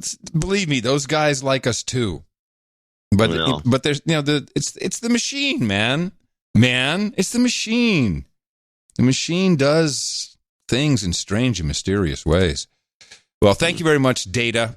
You did a great job, and he has done some other good ones. Look at his page on noagendaartgenerator.com, where all modern and smart artists go to create art for our show, because it really is a great bit of value. I got questions about this in Holland. How do you guys do that album art every single time? He said, well, we don't. He says, we don't have listeners, bro. We've got producers. And then slowly it starts to dawn on people how it works. So we appreciate that, and we appreciate the work of all our artists. Listen to the show. Yeah, exactly. NoAgendaArtGenerator.com, and we also have a few executive and associate executive producers to thank, which we're going to do right now. Yeah, and I also want to thank the Boston people, because we had a consolidated number that was in the last spreadsheet. I didn't put it in this one because it would make the numbers wrong. Yeah. But I want to thank the people from Boston, because there's a couple. One is an executive producer, and there's a couple of associates. I'm going to read the main list first, and I'm going to read the Boston list. Oh, good. Because they said like $700 or something. Yeah, it was $700. Nice. So, and we'll have to incorporate them into the specific list at the end. Okay. Sir Otaku starts us off at Duke of the Northeast Texas and the Red River Valley from Louisville, Texas. 34567, a favorite. Hey guys, I need some mac and cheese, Carmen, and LGY for a steak competition that I'm competing in today. A steak competition? What does that mean? I have no idea. A steak? Maybe they're having steaks and they're cooking them. Cooking steak. All right, we'll do that. Keeping up the great work, Sir Otaku, Duke of Northwest Texas in the Red River Valley. You slaves can get used to mac and cheese. Cheap macaroni and cheap cheddar melted together. Mac and cheese. Mac and cheese. Mac and cheese. Hey, everybody. Yay! You've got karma. William Messing, 334, from Bainbridge Island, Washington. ITM Genesis donations should make me a knight. No. Prior donations, and he's got a list. Please title me Sir William of Bainbridge Island. All right. Please add Oktoberfest beer and pretzels. Yes. I ordered them this morning, and I saw the boxes come in, so they should already be here before your Thanks for all round you table. do. Yes, thank you very much, William. I'm looking forward to knighting you.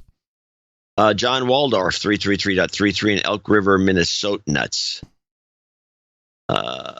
Whooping with the Constitution to the head. This is his little list. Dvorak.org/NA, just because it's so damn catchy. Yeah, we can't play that enough, can we? I understand. F cancer for my best friend, wife Becky's cancer. Just F cancer. House karma because I'm closing on Friday. Goat karma because I'm a retired Navy chef. Chief. Oh. Chief. Oh, chief. I'm sorry. Retired Navy chief. Chef would be funnier. Yeah, no kidding. He's a retired Navy chief, and he wants goat karma. I don't get the connection personally, but maybe there's something I don't know about that. The goat is the universal mascot of the United States Navy. I didn't know this. No, I don't know if it's true, but I think we should launch it. First time donor, please de-douche me. Listen to this. You've been de-douched. Says, thanks for all you do, boys. I'm enjoying a newfound sanity. Please keep up the good work. I'd like to call out my brother Paul as a douchebag. Douchebag. He's a regular listener and loves it when people get called out. I'm sure he $5 does. is $5. Chip in, slave. Justin Wardorf, Elk River 73s, KD0 VIX. VJX.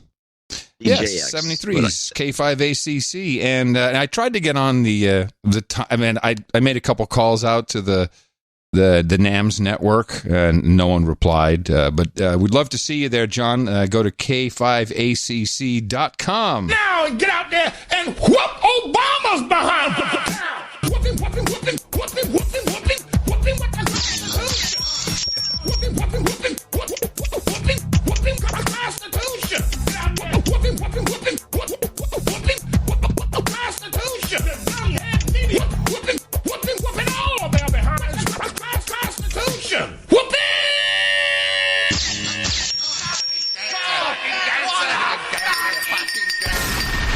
You've got karma. Yeah, hadn't played that one in a long time. On over there, buddy, Sir Cal of Lavender Blossoms, 333. Why do I have to listen to each show 3 to 4 times? You don't. He does. I suggest you do a show a day. Go ahead, run with it. Sure. Happy 12th anniversary, my friend Sir Cal, lavenderblossoms.org. Lavenderblossoms.org. Thank you very much, Cal. Operation. Sir Cal is keeping our sanity in straights, in good whack with your CBD salves. It's good. Salves is very good. I travel with my salve. Do you now? Yeah. Yeah. I don't, if you've been sitting for, 10 hours, sometimes you just chafe a little bit. I don't need to tell you more, but Cal's salves at lavenderblossoms.org. While you're sitting? What? It's already gone way too far, this conversation. Sir Andrew Harms comes up. Sir Cal, we love you. Sir Andrew Harms comes up at $300. He'll be our last executive producer. Happy Veterans Day. Please offer a moment of silence and play Flowers of the Forest in honor of all the veterans we have lost. Sir Andrew Harms, KC0W11. Flowers of the Forest? WII. Flowers of the World War II is what it is. Okay, well, we'll play it for just a second, and we will be quiet, because, of course, tomorrow is Tomorrow is Veterans Day, yes. So we'll play this just for a moment.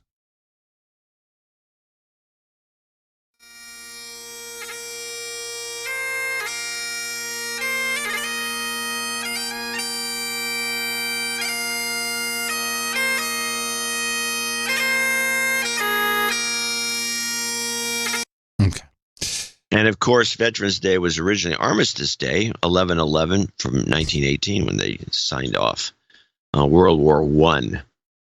Yes. Well, I have a lot of veterans in my family, so we do observe that on Mondays, on this Monday. Jennifer Loveberg, 233.33. No, you missed Black Knight Hereditarian. Oh, why don't you read that while I go look up her note? I think she sent an email, I think. Okay. Black Knight Hereditarian from Trabuco Canyon? Trabuco Canyon, California. Trabuco Canyon. Thanks for the show, guys. Can you please put my daughter Gracie on the birthday list? Of course, she's on. She has been exposed to the best podcast in the universe since she was about 10 years old. She now turns 23 and has a wonderfully normal-sized amygdala. This is my gift to her. Oh, no, I think that is my gift to her. Yes. It's a great gift. It's the gift that keeps on giving. A normal-sized amygdala for your young human resource. Thank you very much, Black Knight Hereditarian. She's on the list, of course, and we'll be congratulating her later. Jennifer Loveberg, 23333. You got a note? Well, I got her thing here, but there's no note that I can find. She may not have had a note, did she? No, I see no note from her, so she's just going to be... If she has a note, she'll send us something. We'll read it, whatever it is. Yeah, of course. I thought she did send something that's kind of bothersome. Okay. All right, back to the regular list. Sir Ever of the Watt. Or, I'm sorry, Alex Gates. Let's do it to Alex, L-E-C-K-S Gates, 215. I figure it's time to pay back the value I get from the shows for keeping my sanity semi-weekly. It's my third time donating and about time for a de-douching. You got it. You've been de-douched. Says no jingles, but jobs can't be nice as I get through my first gig in the government contracting IT space.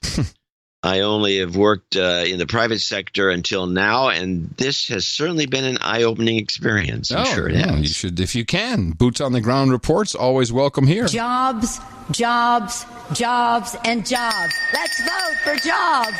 You've got karma. Sir Ever of the Watt and $210.98. I so miss Saudi Daisy having moved to this frozen wasteland of Michigan. By the way, there is a meetup group up there. You should join up with them, and you'll feel a lot better. You guys are great on both Thursdays. What is Saudi Daisy again?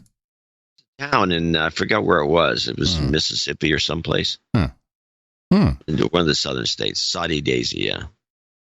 I remember it. He used to always be from Saudi Daisy. Colin Onufri? Onufri, maybe Onufri? Something like that. Fort Lee, New Jersey, Fort Lee, your old stomping grounds. Right across the bridge. Yep, Fort Lee. That's Fort Lee, New Jersey, $200. MTV launched in Fort Lee. Jingle request. China is asshole. You might die and little kid yay.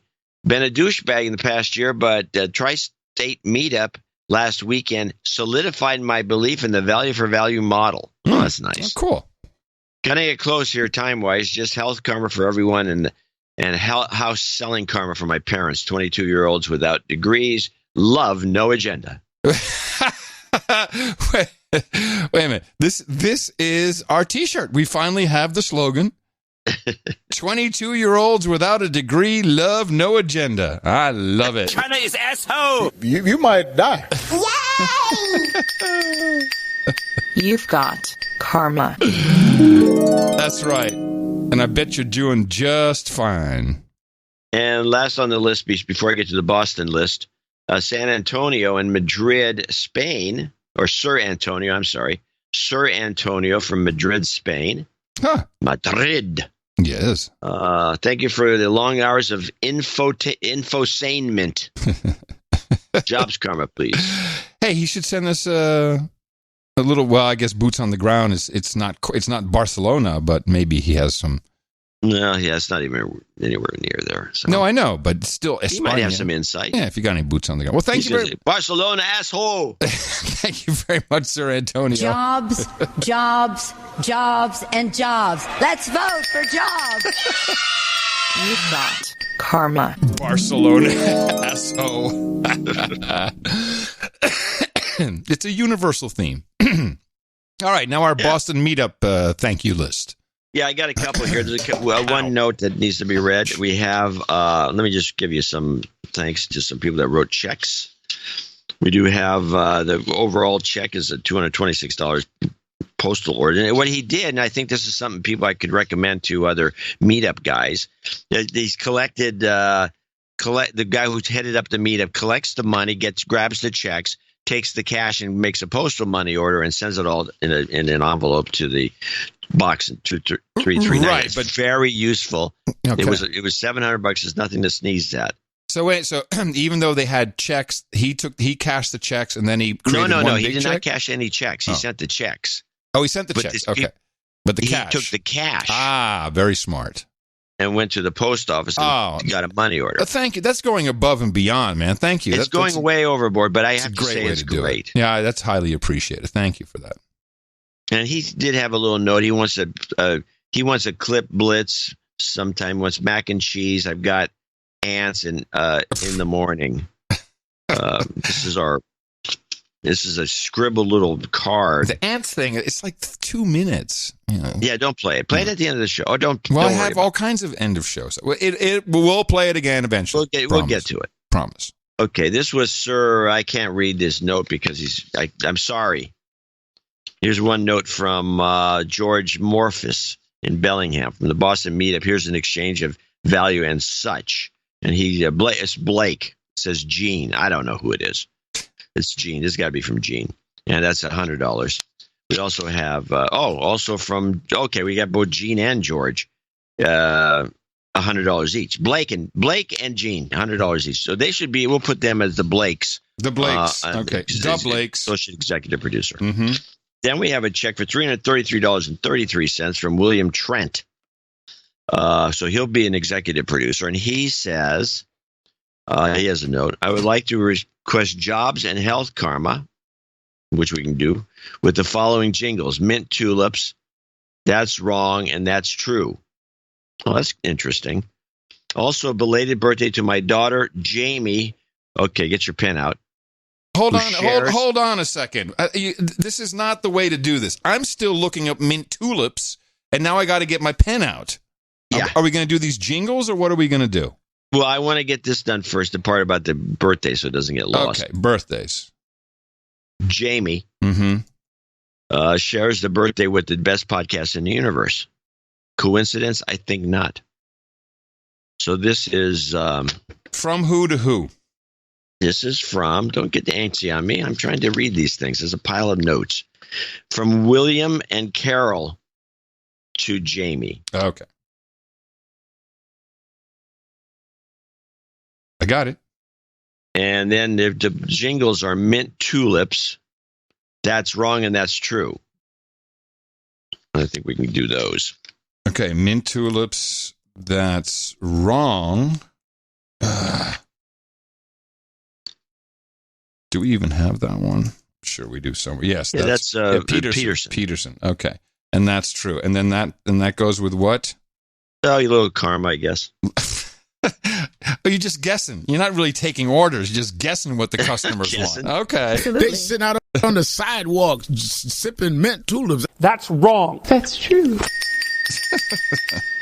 You've got karma. Okie dokie. So that's an interesting combination because the that's wrong goes with the stupid comment, and About that's true goes with that's wrong. I know, it's genius. It's genius, I tell you. Okay, I want to thank the Boston meetup guys. Wait, now the other guy wanted the clip blitz. Who was that? Well, this is Was that also from the guy meetup? who put the meetup together. Okay. This is Sir something and Sir Whip-ass. All right, I'll give him a clip blitz. Red 33. Clip blitz. There you go. He's got a clip blitz. See how I did that? That's good enough for now. Yeah. I think that also the guy who puts all this together, which I have to thank profusely for pulling it off, getting the money over here. Yes. Maybe a typed note over giving us, rather than something to scribble on a little piece of paper that I can't read. It's probably preferable. Okay, well, we're creating protocols. This is good. It's all new. This is new. These meetups and the meetups were new. Yeah, people have been sending us money from the meetups, but it hasn't been organized. This is the most organized it's been. Yeah, I appreciate that. That's cool. And I think you're right. If it can just be a type note, so it's a little easier to read. But it's cool how this is working. Cool. I said it 3 times now. It's nice to see how this is working with the meetups. First, we're doing meetups. Then a producer created noagendameetups.com, which is, of course, fantastic. So much better than meetups.com. Yeah. And then, people were sending donations in regards to the meetups, but now it's being consolidated. This is really good. It's really appreciated. And, when you guys are doing a meetup, the meetup reports are fun. See if you can do something in audio, 30 seconds or less, like, hey, I'm this guy, I'm so-and-so, I'm sir this, I'm dame this. And we're here at the meetup, and then, sing a song or say, do a big in the morning or something. It's an audio show. There will always be one guy in a meetup of more than 5 to 10 people. Who's got the recorder, who knows how to do it. Who's got a little recorder or an Apple iPhone and a thing called And Recorder. Look for And Recorder. It's a beautiful product. Don't let the IRS hear you, because before you know it, they think that that's all we need for the show. So an And Recorder, you can use that, and then everyone can be saying in the morning or something, and we can put that on and use it as a clip, and then that will. That's cool. And then you can get your plug-in for the organizer and get his plug himself. Yeah. And everybody knows they want to plug himself. Yeah, so restricted to about a minute or so, which I think is possible. 30 seconds is a lot of time. Well, if you see how much time it takes for me to read a meetup report, they're a lot longer than a minute. So yeah, between 30 seconds and a minute. But anyway, we're working this on the fly, and it's beautiful to see this. And thank you so much for not just the donation. That's what we do. We're the ad lib specialists. It's also, we hate meetings. We like to do our meetings on the show, about the show. Speaking of which, Jennifer with the No Agenda Animated Studios. First of all, these things are hilarious. She has me cracking up about our own stuff. I'm not someone who cracks up typically listening to our own damn show, but somehow in combo with the video, she really nails it. I think. And you saw the one with the sexual harassment. It's not harassment, it's a hot guy. Yeah. This is good stuff, man, with Eliza Schlesinger, and then all the Elizabeth Warrens pop up. It's good. And I think we're pretty I think if we have double the amount we have now, we almost have a pilot. Almost. We just need, but I think the title of the show should be Crackpot and Buzzkill. I think it should be Two Podcasters. You think that's for commercial reasons that's going to be better? For commercial reasons, the podcasting thing is kind of a in term right now for some reason. I feel sorry for anyone who made the mistake of dreaming up the idea of netcasts. Kind of whoops, a swing and a miss. Well, so okay, because I'm just thinking. Well, I guess I understand. I understand what you're saying. Yeah. Yeah, but if anybody sells this thing, it's gonna just go off the rails, because it's gonna. Well, I don't know, two podcasters. You sure? What if you're gonna bring a third person in? It's gonna be, whatever we think is gonna be a good title will be ruined. I would recommend people look at the series episodes. And okay, so what we need pucks. We need, and this will be interesting to do, because right now it starts and ends with the No Agenda jingle. I think this is maybe a Chris Wilson thing where we need a kind of, okay, now that you've said two podcasters, now we need something about basically we're two loser old white dudes. Well, here's a story about two old white dudes. Kind of like a Beverly Hillbillies type thing. This is a pitch meeting that I'm doing here with you. So getting ahead. I'm bouncing. You might be moving a little too far. Hey, I'm just shooting from the hip here. I'm bouncing ideas. I'm just riffing with you, John. I'm just riffing for the meeting here. Just riffing. Well, I want to, before you continue your riffing, I want to thank these people for helping produce show 1189. Executive produce and associate executive produce this particular show. CIS-Cast. There we go. Thank you, Troll Room. Ooh. CIS-Cast, the oldest white podcasters in existence. Well, I think we're very close. If we can get 20 minutes, 15, 20 minutes, I'm going to send it off to Super Agent Matthew Lesher. You can look him up. Super Agent Matthew Lesher, who does not know about this project yet, but well, he will. He will sell anything. He tried to sell me to Hollywood for 20 years and was unsuccessful. So I'm sure he won't. He still has a bio printed up, so that's easy. He just run the mimeograph some more. All right, so let's close out the donation segment. All right, I'm just having a good time with you in our meeting. Thank you very much to our executive producers and associate executive producers with the credits that are recognized everywhere in the entertainment business. and beyond. So it is a smart idea to put these into your LinkedIn profile. That's where people get people for jobs, by the way. LinkedIn. That is the way. And this is not a paid endorsement. It's just experience. And thank you. And we'll thank more people in our second donation segment. And remember that you can support the program in the same way with your own value by going to Dvorak.org/NA. And remember, we're the ones that told you that Barcelona is assholes. Our formula is this. We go out, we hit people in the mouth.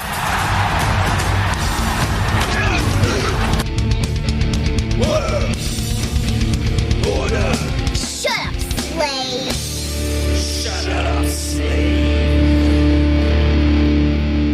So I have a clip that pretty much the whole family's watching this, and we all jump to our feet because we're all looking for gaffes. Were you all together recently? You mentioned Mimi. Yeah, everybody's here. I didn't know. They say, is there a reason for it? Mimi came down a week ago for her birthday, and we've been. Oh, that's nice. Okay. So, but everybody caught this. You see if you can catch it. Mm-hmm. I also have it ISO'd, but this is the report on impeachment that CBS ran on Saturday. Hold on, I have a. So it's a report on impeachment, gaffe, CBS. Hold on. Yes, I got it here. Sorry. Weijia Jiang starts us off from the White House. We're going to Alabama. We're going to watch the Alabama game versus LSU. President Trump continued attacking the impeachment inquiry as he took off for a college football game. There shouldn't be anything. There shouldn't be impeachment hearings.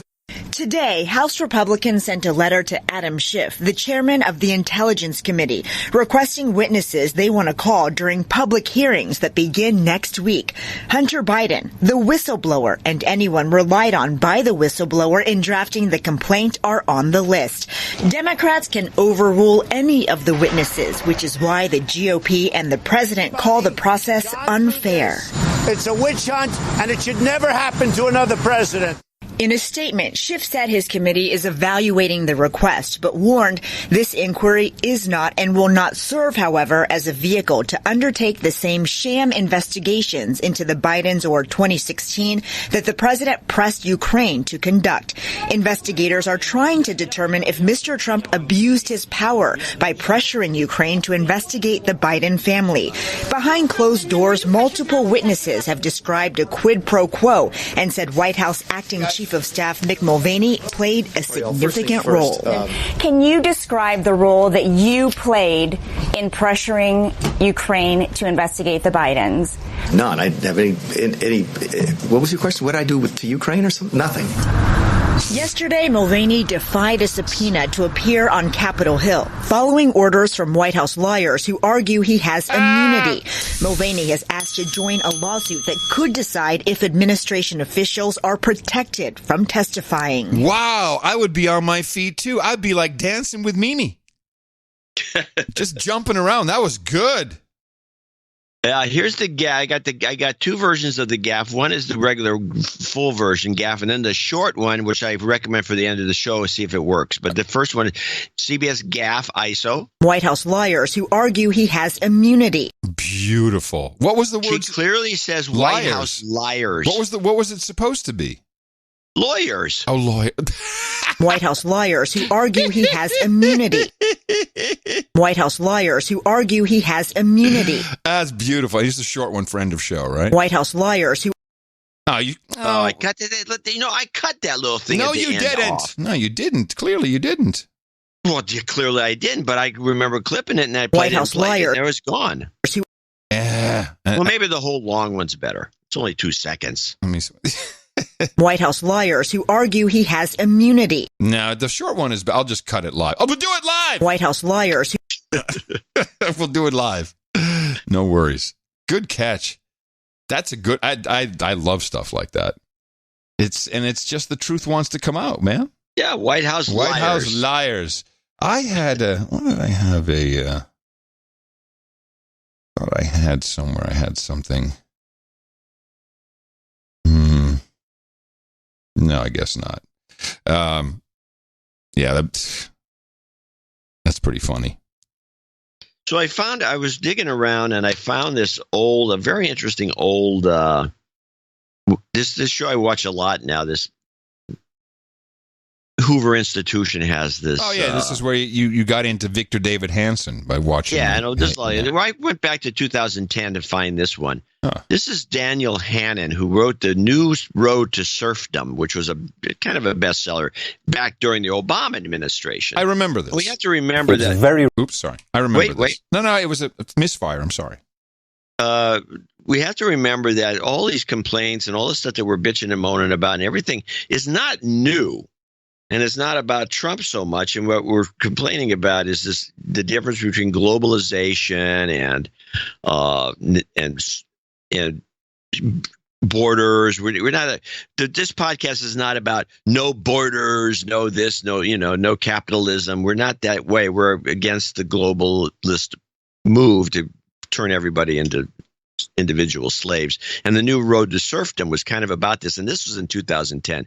But he talks a little bit about what was going on sociologically during the Obama administration, and I thought was kind of an interesting observation. He left one thing out, and which I will bring up after we play this clip. It's very rare to meet Americans who are appreciative of how extraordinary is the constitutional inheritance of this country, how successful the founders were in dispersing and democratizing power and constraining the state by doing that. What's happening now, it seems to me, the direction being pursued by this administration amounts to a comprehensive policy of Europeanization. European healthcare, European welfare, European climate targets, European disarmament. And if you make your country more like the rest of the world, less American, you will serve to make it less independent, less prosperous, less free. And that's our problem as well as yours. The world has benefited from a strong and engaged United States. Segment 2, let's take a few of those topics you mentioned. Quoting again, the economy, the new road to serfdom. Quote, here is Europe's economic tragedy. It suffers no worse than the United States during recessions, but it fails to recover to the same extent during the intervening upswings. So why not? Why is there less dynamism in the European economy? There has been an enormous amount of legislation, well-intentioned legislation, aimed at giving social protection to employees. And it's now reached the stage in a lot of countries where it just isn't worth your while to hire people, because once you've done that, you won't be able to get rid of them. You become very nervous about taking people on in the good times because you know that you won't be able to get them off your books if things go bad. And this has led to a measure of structural unemployment, which historically has been much higher than that in the US. It's striking that unemployment in this country has just reached European levels at the same time that your government has expanded, you've started regulating the private sector, telling people how much they're allowed to be paid and so on. There's a connection between those two things. In the short term, you can have the paternity leave, the vacations, but in the long term, the money runs out. Anyway, it's an interesting book. People might want to look at it. I remember I was looking for jingles or clips. I think we had something about that, but I couldn't find it, that's for sure. Yeah. Well, anyway, he talks about this idea, and I can kind of see it. We can all see it. We've talked about it on the show before, this idea of Europeanization. In other words, making America more like Europe. Well, they do it, and they always point, look what they do in Sweden. Look what they do over there. They're European this, European that. It's all better, and that's what, the Obama administration, that whole era was all about that. And it's all, which also brings in the EU and the globalizing and all the rest of it. But what he left out with this list, he has, healthcare and global warming standards and all the rest. He left out the one Europeanization or the one thing they want to do to the Americans to Europeanize us. Yeah. Soccer. Yeah, you're right. You're right. Europeanization. Anyway, that was my punchline. It was okay. Well, it was just a point I make. I make this point about once a year. Yeah, I know you do. John C. Dvorak, Baker, Light Pride. Today's Teddy K. He's an OTG kind of guy. Yeah, he's an OTG kind of guy. Forgotten about that one. Couple of OTG segments for you. There is stuff to discuss. There was and this is something that I have always wondered about, especially when traveling. I noticed that, and even in the U.S., even though we're both on T-Mobile networks, But even when the Keeper was on Sprint before the integration, SMS text messages, which is all I do. I don't have any other apps. There's nothing else I can do. I certainly don't use iMessage. Been through that nightmare before where you can't get off of it, or people think they're sending something to you when you no longer have an iPhone. But text just not arriving. And it was always my understanding that SMS was kind of a guaranteed messaging service. I mean, my God, man, they charge 25 cents for it. Certainly if you're doing it overseas, maybe even more sometimes. And that was always my understanding, was guaranteed delivery of these messages. But I've seen them slipping up. And especially when you have a time zone difference, and you know, when the Keeper said to me, "Hey, I haven't heard from you all day. Everything okay?" I was like, you know, she didn't get a picture. I think there was some other. We have to compare them all next to each other. And this is mainly because there is a service that kind of sits in the middle as a router, very much the way email is handled. Microservices architecture. A weird blast from the past early yesterday for more than 168,000 Americans when they received a text on their phones originally written for them as far back as Valentine's Day. And this is really strange. Some had messages coming from friends or family who've actually passed on. Others received a text from ex-boyfriends, ex-girlfriends. And as I say, the worst scenario is getting a text from somebody who's died. The cyber guy is here. Kurt Knudsen joining us with more details. Now, Kurt, getting a text from a dead relative is really spooky. Who's responsible for this and what happened? Yeah, a lot of people seeing this as a curse, David. And then for others, they think Cupid is striking again. A lot of mixed opinions, but a lot of people pouring out their emotionally charged response to this. These are called ghost texts. There were, as you said, 168,149 of them. The reason this happened is a company named Cineverse, located in Tampa, Florida, actually is the go-between third party between the wireless phone companies that we use. So if I sent you a message from AT&T, but you use something else like Verizon, they might use Cineverse to connect those messages and bring it to the next service. Well, apparently, right around Valentine's Day, as you had said, they got caught up in this glitch and just sat there suspended. And then recently in a maintenance update that they were doing on their systems, they started flowing through. But it doesn't say they were dated back then. It looks like they were just sent right now. So for someone that may be your ex that you don't like, and now it seems like they're saying, hey, I'm waiting outside with flowers, that's not really good. So, I mean, obviously it's kind of funny that this took place. This happened. This is a local story. JC had this happen to one of his coworkers who's overseas as we speak. And then a Valentine message came to his wife saying, hey, sweetie, I'll be seeing you at the same place. Let me know when you're here. Okay. And he's overseas. He's not at home. He's nowhere around. And so his wife gets this message, and she says, what's this all about? And starts grilling him. Because she thought that, of course, he was texting some her chick. name? Oh, brother. Oh, my goodness. The guy, he said, hey, wait a minute. And he's trying to show he's trying to show his messages. He took screenshots of his phone. And he's sweating. He's sweating. He's sweating. So he's sweating for 24 hours because the next day that the story broke. And once the story broke. Oh, thank goodness. Okay. And it saved his marriage. Wow. Yeah, that's that. Anyway, screw these guys. And I know we have lots of dudes named Ben, and well, actually we said dudes named them. So we have dudettes as well, who are in this business. So I'd like to know. Why is this failing? Is it really this company in the middle? And by the way, is this something the NSA talks to? I thought it was direct. In fact, I was even convinced that at some level, text messages were encrypted. I mean, I have no evidence for that, but I thought it was supposed to be encrypted, secure, and guaranteed. I was under the impression, we talked about this at the dinner table with JC, who works in the business, and he was under the impression that SMS messages are sent and then deleted. And I've never believed that for a minute. And this is an example. They were obviously stored someplace. And why were they stored for so long? Oh, well, yeah, because I think those are the requirements these days. The intelligence agencies mandate that all this. I mean, remember, we went through this. The phone companies had to store everything for 3 months, and it was 6 months, then it was 3 years.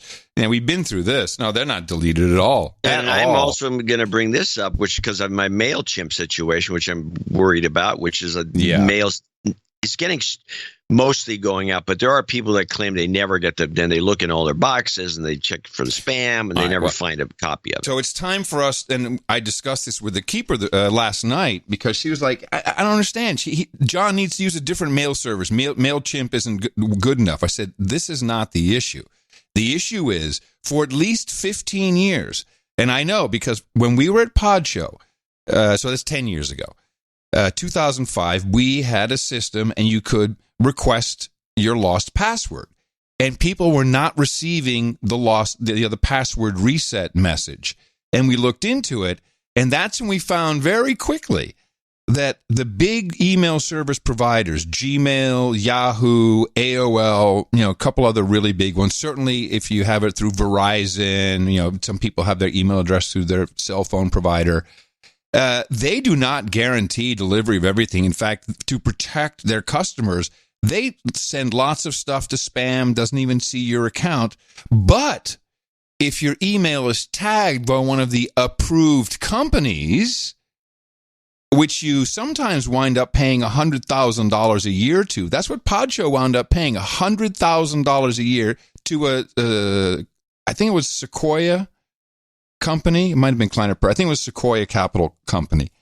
And that's all they do, is they have deals, and we've talked about this several times in the past. They have deals with the big email providers like Gmail, and if you go through them, which is very costly, depending on volume, of course, but they have their tiers, then it's guaranteed to arrive in the inbox. So it's logical that a MailChimp, a newsletter email service, pays that fee.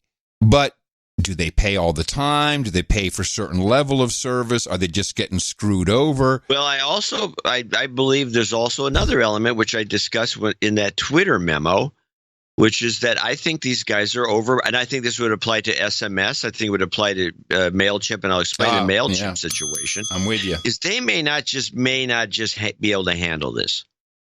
It's also possible that their mailers just, the servers are just overloaded. Okay, we're at the limit. We can't send any more That's out. possible. I mean, we're done. We're at the limit. We're sending out as much as we can. We're full. It happens. And the thing about MailChimp, which is kind of an indication of this, is that MailChimp uses a flat fee mechanism. There you go. So you have you pay $150 a month. We do. Jeez. To send a mail out. And it's dependent. You can send it out daily. I should be sending out a daily newsletter. Yeah. Because it's a flat fee. Now, other mailing services do it by mailing. You have to pay per mailing.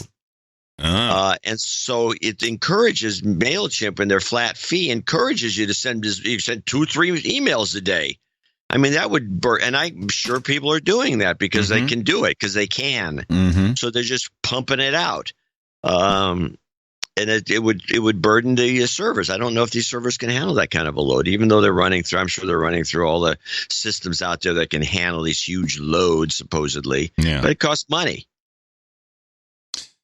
I just think a lot of this is because the whole system is so text heavy that it just can't handle the load. SMS is probably a load problem.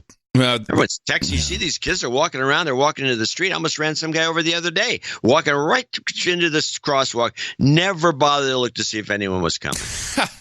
Texting. There's a lot of these big infrastructure issues. Another example, and this is why I'm so happy that we pretty much have our own deal going on. We've got our own servers that Void runs. Bemrose and Darren, all those guys, they're keeping all that running for us. We've got Mastodon, Aaroner runs that, so we have our own little infrastructure. But now Google is into podcasts. So Google has a web player. They've got some other, I don't know if they have an app for it or not. but the way they have their data system set up and caching, I'm not sure exactly how it works, but here's what happened on the last episode. And I remind you, it's 10 o'clock at night. I'm tired, and I spin off the show, which means, we've done our little edit at the beginning. I spin it off, and then it's an MP3, and then I upload it to our server. And I notice, oh, crap, it's uploaded, but it's the wrong file name. And I've learned in our system, it's better for me to delete the file and then upload one with the proper file name. However, somewhere, and I recommend people not do this, they know that my file naming structure, so they're just going to fill in the URL of what the MP3 will be. And until I've actually hit publish, until I've actually announced it on noagendasocial.com and on Twitter, people will sit there and refresh, and so they get like a half a file because I deleted it as it was still. We have our own little content delivery network, so as it's propagating out, as someone grabs it, that gets cached through some Google thing, and before you know it, people are getting half the podcast. And in order for me to really fix that, I have to create a new unique ID for it's a nightmare. Yeah, you don't want to do that. It's a nightmare. You know what? The internet, it's a nightmare in general. It's just a nightmare. And it's all these big companies who came in and own everything, and everyone loves their Gmail. Well, good luck with that. In continuation with our OTG segment, I'll cut a couple here. This is the one that I think is interesting. As predicted, and as forewarned, it is not a good idea to give your DNA to companies owned by Google's ex-wife and, Larry Page's ex-wife or Sergey Brin, one of them, at 50% chance. It's not a good idea to give them to Ancestry.com. It's just not a good idea.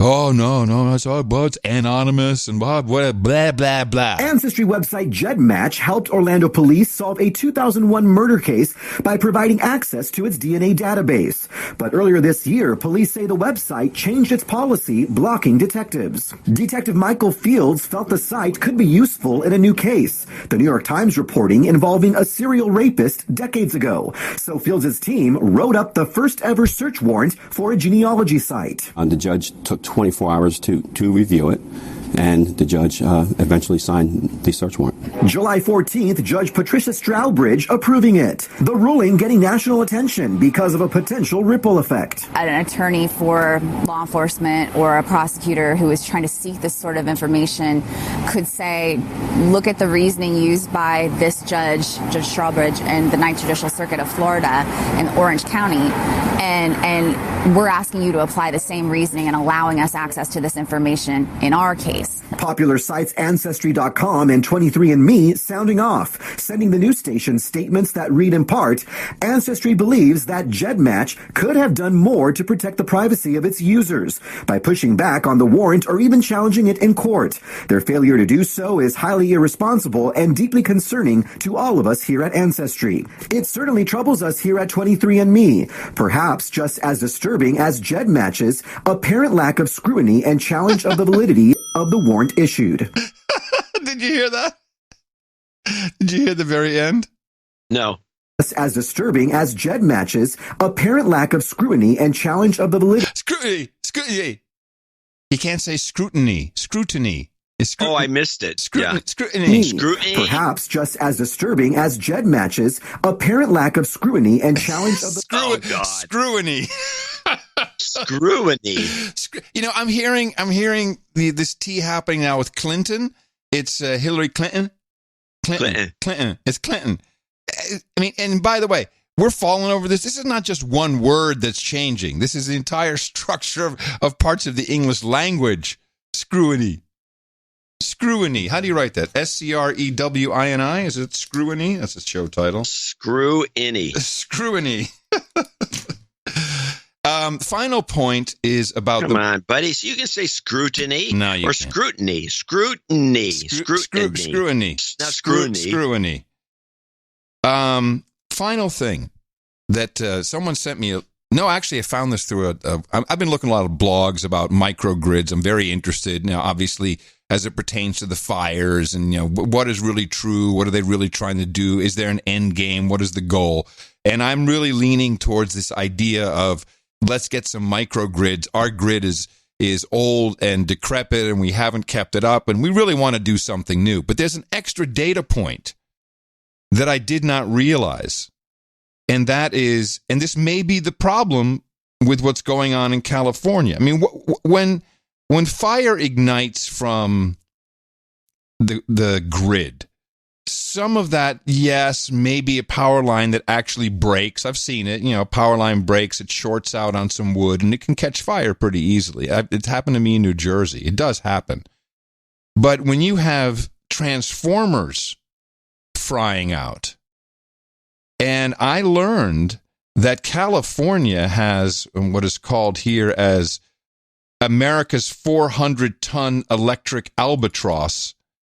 They have these Chinese transformers that are apparently, in many cases, inferior.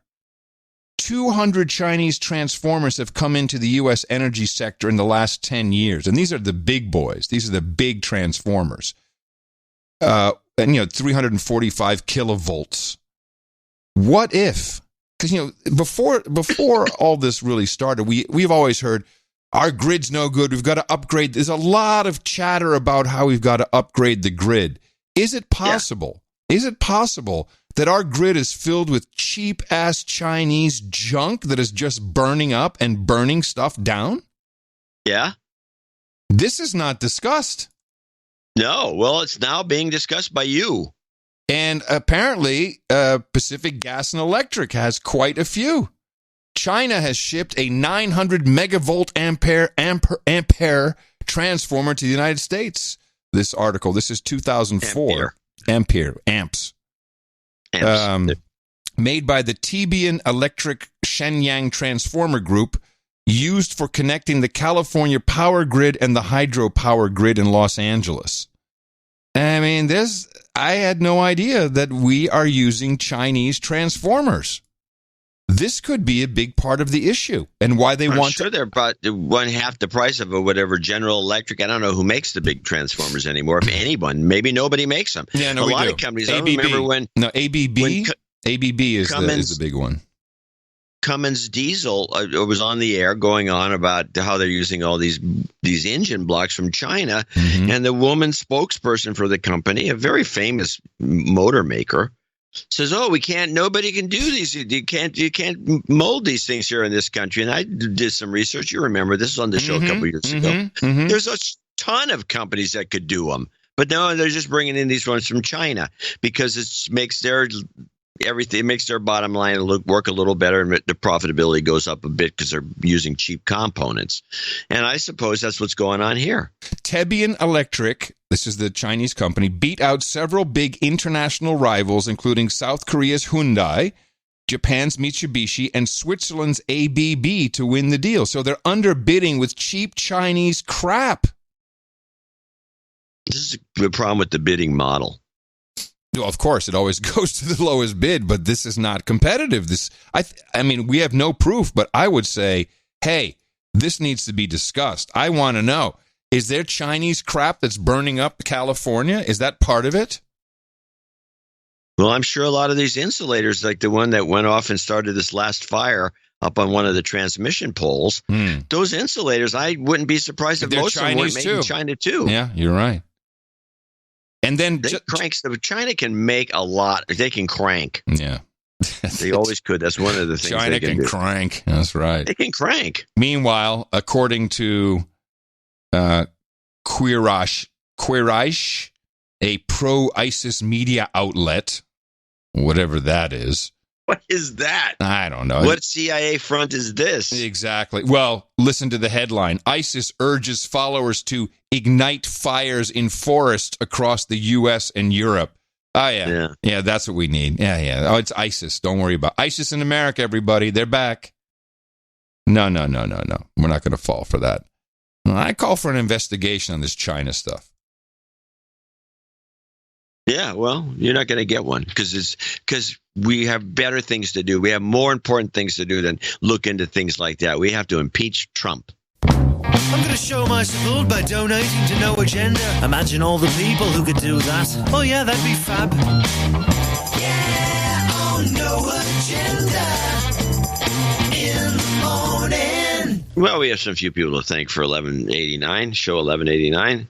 Helped us get this show off the ground, starting with Robert Blankshane,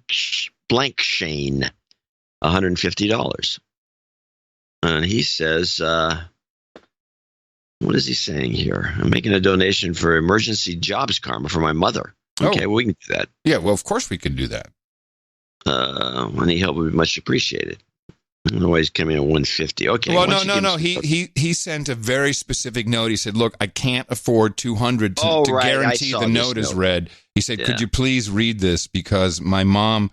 Was there anything else as a part of that? Yeah, the business is going under. Let me just read it. I'm making this donation for an emergency jobs karma for my mom, the most powerful one you've got. Well, that's the original. I understand you usually do not read notes under $200, nor am I necessarily looking for you both to do so. I just received troubling news from my mother in regards to her business, so I decided to turn to my No Agenda community for support in such dire times. Any help will be appreciated. A loving son, Robert Blankshane. Oh, I'm going to do it now then. Jobs, what the hell? Jobs, jobs, and jobs. Let's vote for jobs. You've got karma. You can't disregard a plea like that. Can't disregard that. No. Kyle Blank's next. He says $150, same thing. He says, so Alabama lost to Louisiana State. Got to donate to No Agenda after that fun win. Okay. So any of you people that win a football game, donate to the show. That was a fabulous game. Sam Godwin, that's where Trump went to that game and got a big round of applause instead of the booing he got when he went to the baseball game in Washington, D.C. Yeah. Sam Godwin, $111.11. Now, I believe Sam does he become a knight or does he get an upgrade today? He says he's a knight in waiting. Yeah, well, he says he says he becomes a knight. I have him on the list here today, so I guess. Oh, no, he's waiting right now to be knighted later in the show. There you go. And he says, shout out to all veterans, free medical assistance. Anything you need all day at, what is this? Medici MD on 1111. Gee, I wish you weren't so cryptic. God bless our veterans and the best podcast in the universe, Sir Slam Bob, Knight in Waiting. Yes, you will be officially titled Sir Slam Bob in just moments from now. Yeah, get it. Christopher Reamer, $111.11. These are the three people that donated for the Veterans Day. All three. Jeffrey Steckroth, and he needs some jobs karma. We'll put that at the end for him. Rob Van Dyke, $100. Sir Baker, $100. Matt Bolke in Minnetonka, Minnesota, $100. Dave the Deer Slayer, 8008. Thank you. You guys rock, he says. Nick Barnes, $75.75. James Woodhouse, $75. Crystal Friedemann. Yeah, I guess it's just Friedemann, $69.69 in Santa Monica. Well, and celebrating 10 years of Turbo Boom to Sir Burley Ames. Thank you for all that sweet, sweet lovin' from your Queen Turbo. Aw, in honor of our great partnership. Oh, that's so nice, Crystal. Matthew Mungan, $69. Brian Pearson, 66.66. Sir Loudpipes, 55.10, double nickels on the dime. Michael Madaloni, $50.08 in Appleton, Wisconsin. Brian Mosier in Duncan, Oklahoma, $50.01. The following people are $50 donators. Name and location, starting with Drew Mochek over here in El Cerrito, California. Andrew Klaus, Roy Tenhava in Pinehawker. Very good. 50. Robert Decanay in Fairfax, Virginia. John Groomling, 50. William Dolge, I'm not sure. Dolgae in Bristolville, Ohio. Tony Smith, in Fort Worth, Texas, just down the street from you. And last but not least, Larry Hay in Mooresville, North Carolina. I want to thank all these folks for producing show 1189 and keeping us going. Yes, and thank you to everyone who came in under that $50 threshold, which we keep in there for reasons of anonymity, which people often take. In fact, 1, 2, 3, 4 today. People do take advantage of that. We want to thank them and the 33s and the, I see some 15s, 12s, 11s, some 10s, some 5s. These things give us a base that does help us, especially when newsletters fail. So that's appreciated. Also, everybody who donated specifically because of the newsletter fail. That is also really appreciated. Thank you, thank you, thank you.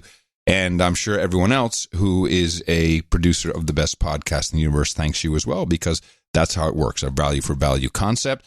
And we will be here all week, but certainly on Thursday if you'd like to help us out. Dvorak.org/NA. By request. Jobs, jobs, jobs, and jobs. Let's vote for jobs.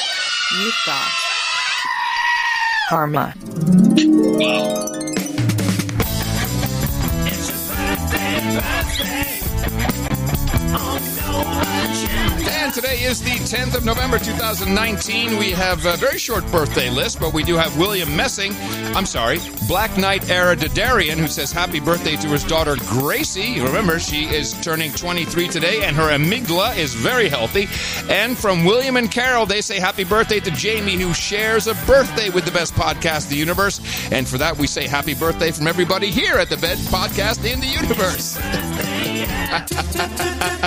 Oh, we don't have title changes today. That was my mistake. Oh no, we've got two nightings. So I need your blade. Okay, here we go. Beautiful. William Messing and Sam Goodwin. Gentlemen, step up here on the podium next to the round table. This is where you want to be. It's where you deserve to be, thanks to your support of the No Agenda Show in the amount of $1,000 or more. I am very proud to pronounce-icate thee, Sir William of Bainbridge Island and Sir Slambob. Gentlemen, for you, we have Hookers and Blow, Rent Boys and Chardonnay, Oktoberfest beer and pretzels, cookies and vodka, cross ships and cane breaks, Pog and Poi, Captain Morgans and women with questionable reputation, harlots and howdolls, cowgirls and coffin varnish, Rubenesque women and rosé, geishas and sake, vodka and vanilla, bong hits and bourbon, sparkling cider and escort, ginger ale and gerbils, and of course, mutton and mead. Head over to noagendanation.com/rings, and all we need to have is your mailing address and your ring size, and Eric the Shill will get that to you as soon as possible. And thank you for supporting the No Agenda Show, the best podcast in the universe. No Agenda Meetup. It is just like a party, and you can come to the party in Austin on this Thursday. That'll be the local 512 meetup at 7:30, and that is going to be held by Sir Scott, Baronet of the No Agenda Armory and his lovely wife Christine at Doc's Backyard in Sunset Valley, the second official organized Thursday local 512. Excuse me. Also on Thursday, Michigan Local 1 Pizza Run at 6:30, and that'll be at Spicy Slices. Yusuf Hagazi is your host. Then Friday, Wichita's Cowtown Hoedown Meetup number 1. So this is a new one, 6 o'clock. And you will want to go to the Wichita Brewing Company and look for dude named Clem and Darren, the Navigator. Also on Saturday, on Saturday the 16th, Cincinnati, Ohio, local meetup at 3 o'clock. Note these times, please. And this will be at the Fretboard Brewing Company for an afternoon of merriment with Baron Foxbat of the Cook Islands. Look for the man with the incredible tan. Friday the 22nd, jumping ahead, I guess that'll be the Netherlands meetup in The Hague at 6 o'clock at the Fiddler Den Haag. It's in the heart of the city, a 5-minute walk from the seat of the government. And on Saturday the 23rd, Kamloops, BC in Scandinavia, 6 o'clock. Meet at the Noble Pig and ask for Michael Monroe. And that is a current overview of your No Agenda meetups. To find exactly what's going on near you, go to noagendameetups.com. If you can't find anything, make your own. It's easy. Everything there on the site will help you do it, including the Adam and John cutout heads for you to put us on sticks. Ice cream sticks work fine. Twigs, we'll take anything. Pencils seem to work as well. NoAgendaMeetups.com. Thank you, everybody. It's great for your amygdala, and we love it too.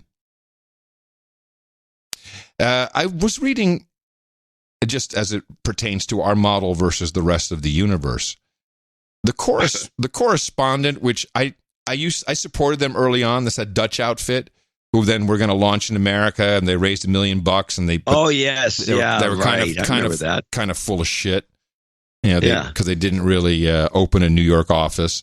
But someone sent me an article from their English version, and it's about online advertising, and the guy who was talked about the most here he's some famous statistician.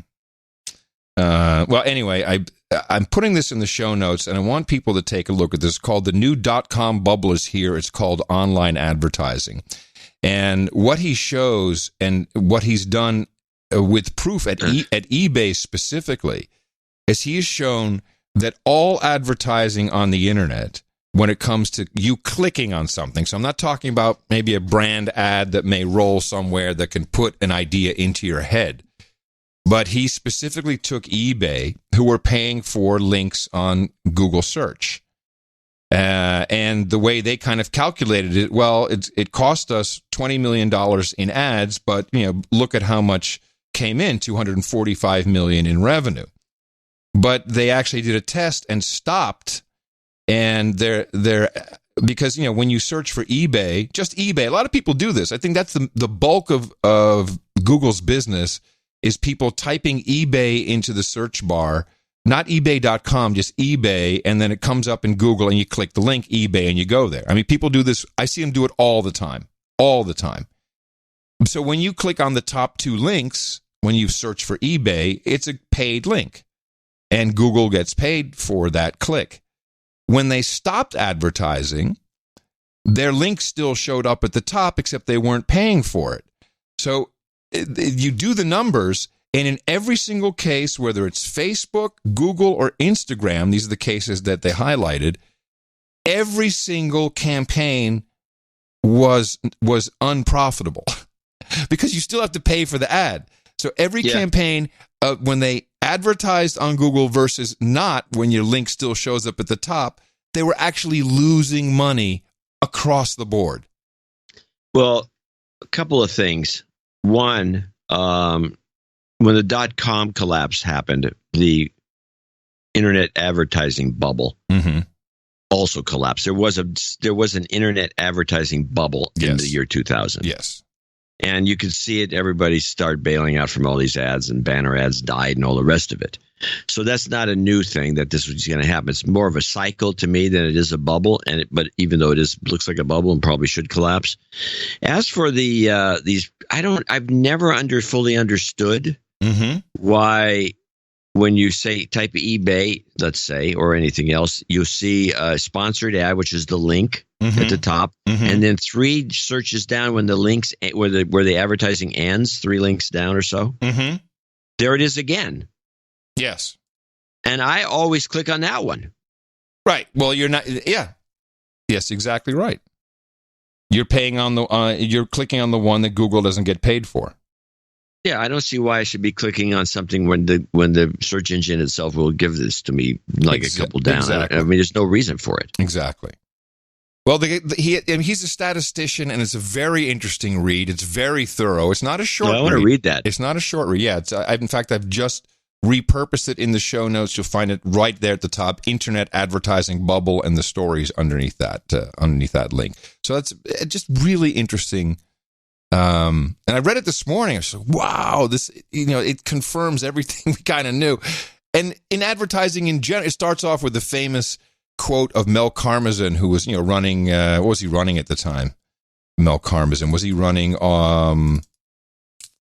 Viacom in 2003? He walked into the Google offices in Mountain View, California, to find out, how these Larry Page and Bryn Sergey and whatever, the Russian guys, Sergey and Larry, how they were doing this, and his, as they were saying, our business is highly measurable. We know exactly where. This is 2003 talk, obviously. And Karmazin said, his famous quote was, "You guys are fucking with magic," which is totally true, because that advertising actual results of advertising is kind of magical because no one can explain if it works, or the other famous quote, I know half of my advertising money is working, I just don't know which half. So it's a great article to read. I think you'll like it. I think you'll like it a lot. Yes, it's the vape wars on the vape, e-cigarette. Yow, yow, yow, the vape wars. Well, it only took them about 2 months, but your No Agenda show knew it already. Federal health officials have made a breakthrough in their investigation into the lung illnesses and deaths linked to vaping. The Centers for Disease Control and Prevention found vitamin E acetate in all 29 samples of lung fluid taken from patients. It is the first time the CDC has found a common suspect in patients' lungs damaged by vaping. When heated and inhaled, vitamin E acetate is thought to cause a chemical burn injury in the lungs. But the CDC says more tests still need to be done. We have to better understand the pathology of how the vitamin E that gets into the lungs and causes the damage to the lungs occur. Vitamin C acetate is often used as a thickener in black market vaping fluid containing THC, the active ingredient in marijuana. But just 23 of the 29 tested positive for THC. At least 2,000 illnesses and 40 deaths have been linked to vaping. Of course, these were all attributed to Juul and, oh my God, kids, and we can't have them vaping sweet liquids. You're marketing towards kids. This is a problem with the No Agenda show. We're watching this news report, pretty much the one you just played last night, and I'm thinking, vitamin E acetate. Why is this is news? As far as I'm concerned, we talked about this, and I thought it was already discussed in the mainstream media. No, 2-3 weeks ago. No. But now I realize this only was discussed on our show, apparently. Yes, and which is giving me trouble with watching some of the news because I'm watching this thinking, this isn't news. Yeah. We all knew that vitamin E acetate was the culprit here. They did mention that as a thickener or a viscosity. Right. But also that it was purely in the THC cartridges. And our research, we went directly to the source. I went to Justin the drug dealer, which any news outfit could have done. But no, they're not. No, they don't do that. They're not, because they're all complicit in ruining the vaping industry so that Philip Morris and what's that other company, their fake name? American. It used to be American Tobacco. Who bought Juul just to kill the vaping industry. They want to bring in their heated tobacco. And there's an additional reason. You were talking earlier about Michael Bloomberg and all the anti-Juul ads that his name is on it. And yes. I would like to know, does Michael Bloomberg, I'm sure he does, but I wonder what kind of position he has in tobacco stocks. I wonder if he has any position in that. California, in particular, has a huge problem with people stopping smoking. I know this sounds weird, but they have a huge problem with people stopping smoking and moving to vaporized nicotine inhalation, which I do, and I don't smoke tobacco anymore. And I've not died yet because I'm not falling for the stupid. I did my own research and I went to the drug dealers and I got the true story, and here it is being confirmed. This is from a YouTube channel called Truth About Vaping. Now, this is almost 5 years old, this little piece of the clip that I'm pulling for you. So it's a little oversimplified. It's one of these animated things. But specifically in California, but also in other states, there's a big reason why the states themselves do not want tobacco companies selling less tobacco products, because you don't get a very specific benefit as a state when it comes to nicotine. Problem number one. The more money Big Tobacco makes, the more money California gets. In 1998, a deal was struck between the biggest Big Tobacco companies and 46 U.S. states called the Master Settlement Agreement, or MSA. This agreement said that these Big Tobacco companies would make yearly payments to the states in exchange for the states dropping lawsuits against them regarding smoking-related deaths and expenses. The amount of money Big Tobacco pays the states each year is directly dependent on how much they sell. Problem number two. The states spent that money before they got it. Most of the states wanted all that money up front, instead of waiting for payments from Big Tobacco each year. So they sold bonds to Wall Street based on the amount they calculated Big Tobacco would be paying them. But then something started happening. Americans started smoking less. New Jersey, Ohio, and Virginia have already announced they have to take money from their reserves due to insufficient funds from the tobacco money. And with the growing popularity of e-cigarettes, the smoking rate is declining even faster. California and New York are being affected the most because they have the highest populations and are owed the most money by Big Tobacco under this agreement. In 2013, cigarette shipments saw their biggest decline since 2009, and many financial analysts say the cause of that severe decline is e-cigarettes. So the truth? The state of California needs tobacco sales to stay high, otherwise they default on their bonds. E-cigarettes are getting in the way of that.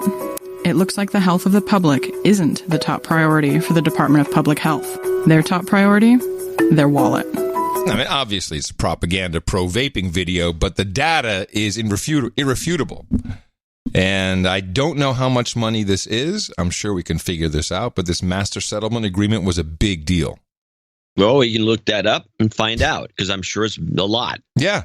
And so everyone's against people actually stopping smoking tobacco. And so they're all jitty about this IQOS thing. All this money. Yeah, it's all about, hey, lung schmung. Lung schmung, cancer schmancer. Yeah, I mean, what's your problem, lung schmung? Get out of here. This is great. Wow. Yeah. Well, that was a nice find. But, of course, none of it should be surprising. Well, no. And states like California and New York are probably the max corrupt states. Oh, totally.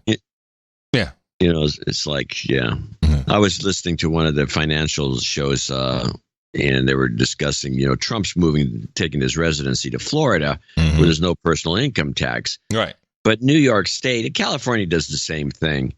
New York State, okay, you can say you're a Florida resident, but if you're doing any business here and you've been established here in the past, they're going to go after you anyway. Yep.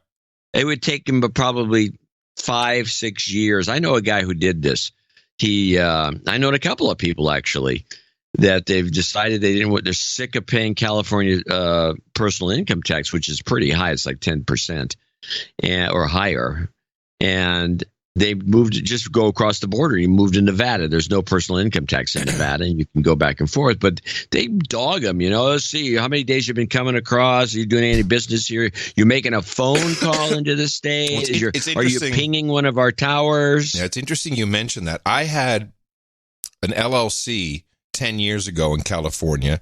I think Zulu Apps, and it was dormant, and I closed it, and it never. No money ever ran through it. This year, I got the California Tax Board sent me a bill for over $1,000 saying I owe them tax. And now I have to go fight these jamokes. What do you mean, no? I can tell you right now, you're going to lose out. You have to pay. Yeah, but what? This happened to us. But what am I going to do? We had an employee once, and it was years ago, and then all of a sudden the IRS, just out of the blue, they ding us for some back, Social Security. This is for 2018. This is, it's ridiculous. But I haven't lived there in almost 10 years. The company, I mean, what do you mean I'm going to have to pay? You can say, screw it, you don't want to pay, but we were advised that we should just pay. Holy crap. It's an extortion racket. That's crazy. Yeah, what are you going to do? Well, I mean, there's got to be some legal way to stop this. Yeah, it's going to cost you more in legal fees than paying. You're kidding. So they're just looking at my federal tax return, I guess, somehow, and saying, oh, well, a piece of that's got to be ours. Yeah, probably. Well, die, California, die. No, it's really a problem. But all these big states, New York's probably worse, because especially New York City, because in New York you have a state income tax, and in New York City you have a city income tax. I know, it's nuts. Why does anybody put up with this? Yeah. Sir Bemrose just said perfectly, let this be a lesson. Never live in California. Yeah, I agree. I can't believe that you of all people who knows how to fight the system on these kinds of things is actually telling me to give up. Yeah. That's a lot of money. Give up. It's $1,000, a lot of money. I'm just telling you, I know when to give up. But maybe you can fight. I mean, why don't you write a protest letter? At least write a letter and see if you can get it straightened out. But if you're going to bring otherwise you're going to, well, we don't see it that way. Or give him a call and be nice. Be charming. So I have a clip. This is the kind of clip that mainstream media. The reason I listen to Democracy Now! Is because occasionally they have a gem. And this is a very short clip. They usually go on and really length with some of this stuff, but this is a little short clip. I just got the biggest kick out of this because they had a video to go along with it. And I'll explain the video after we play this clip. This is the Glenn Greenwald clip. Meanwhile, a far-right Brazilian journalist tried to punch Pulitzer Prize-winning journalist, co-founder of The Intercept, Glenn Greenwald, after a heated argument during the live taping of a radio show. The far-right journalist, Augusto Nunes, had previously made insulting comments about Greenwald's family. All right. Okay. So they had the video clip of these guys talking this talk show, Greenwald. Now I want you to do the following kind of. This is kind of like doing a play, like a. Ooh, acting. Yeah, a little acting here. So what you do? You're facing somebody. So you turn your head completely. I got to get into my character. You're facing somebody. You turn your head completely to the left as far as you can, and put your hands about a foot in front of your face, and then make a dog paddling motion as fast as you can. That's what he was doing? This is kind of the fight that broke out between these two guys. Was this a hissy fight? What was this? It's kind of what it looked like. Oh my goodness! But, the guy did take a kind of a swing at him, and it was ludicrous. I don't get it. And what did Glenn Greenwald don't have to? Did he fight back? Did he? No, he's ducking. He's doing the dog paddle thing. So wait, Glenn Greenwald was doing the dog paddle? Yeah, pretty much. I gotta see this clip. Oh, yeah, he's just not as comedic as I make it sound, but it is pretty funny. I think those things are always funny to watch, especially on a radio show. That makes it even better. Well, I don't know what the camera was doing on the radio show, but it's one of those things where everyone had, like everybody has to have a camera on them all the time. That is something we don't do. That came up on the 100-year celebration of radio. Especially all the new morning shows, all have to have a webcam. Gotta have a cam so you can see what's going on in the studio. It's so cool. No, it's the opposite of cool. We're cool. It's totally the opposite of cool. Here on the CIS-Cast, no cams on the CIS-Cast. No CIS-Cast cams. No way. Be a CIS-Cam. All right, you want to roll us out with one last one? We'll do some end of show mixes and get out of here. Yeah, well, we can do. Let's see. I got a little Mark Meadows clip. Is pretty funny. Human Rights Watch. Oh, yeah, this is good. Human Rights Watch was kicked out of Israel, which is pretty funny in itself. Cable TV insisting there's nothing to see here. Hold on, we have Mark Meadows right here. Congressman Meadows, can we talk live? You got the wrong clip. Oh, I'm sorry. It's a funny clip. We played the Mark Meadows clip. Mark, I'll have to set it up. Oh, I'm sorry. I see what I did wrong here. Yes. Well, do you want to hear this one or the human rights? Well, let's do the Mark Meadows, but I have to set it up. Okay, sorry. This woman's doing an interview, or she's a stand-up doing a local presentation, and she's yakking away. And she says, and Mark, she tries to put the mic, and he just goes by her like a mile a minute. And then she pulls the mic back, and then she says something disparaging in a kind of a funny way. He comes running back. But who is Mark Meadows? Mark Meadows is just a congressman that's part of one of the judicial committees. One of these guys. He's a Republican. Okay. I got you. All right, let's see. On cable TV insisting there's nothing to see here. Hold on, we have Mark Meadows right here. Congressman Meadows, can we talk live? So he's walking by right now. But Republicans are really struggling to defend the president. Okay, great. Not struggling on anything. Okay, so Congressman. So the Republicans are not struggling on anything. Mayor Bruce live from the Hill tonight, and Mary, Republicans say they're not struggling, but tonight the White House is beefing up its team to handle the impeachment inquiry? Well, David, the White House may be dismissing these hearings, but they also know that they need a better strategy to push back against them. So the White House is adding 2 people to their team who the president personally knows and trusts to defend him. It's something that Republicans here on the Hill have been asking for. Okay. Now let's do the Human Rights Watch then. Let's use that Human Rights Watch, which we know is a front. Yes. they push their luck once in a while. They get kicked out every so often, and here we go. The Israeli Supreme Court has ruled the government has the right to expel the head of Human Rights Watch's Israel and Palestine office. Omar Shakir is a U.S. citizen. Israel's accused him of supporting the nonviolent boycotts, divestment, and sanctions movement known as BDS, which aims to pressure Israel over its treatment of Palestinians. A 2017 Israeli law that bans foreigners from Israel if they publicly support the BDS movement. Yeah, well, doesn't surprise me. Why is Israel the bad guy for kicking people out that aren't Israelis? Because it's Human Rights Watch, John. Can't you tell from their name that they're good people? They have a nice logo. Exactly. All right, that's good. No, that's good. That's good. For the end of show mixes, thanks to Cyborg Dave, Danny Luce, and Tom Starkweather. 3 great mixes coming up for you. That's always appreciated. And of course, we will return on Thursday, the second Sunday show of the week. We'll do it all again for you. There will be tons to discuss, I'm sure. There always is. And I'll have caught up on all of my Gitmo deconstruction. Lots of backlogs in the emails. And, of course, thank you all for sending what you have so far. And remember us for supporting the program. It is, after all, your podcast, your duty. Go to Dvorak.org/NA.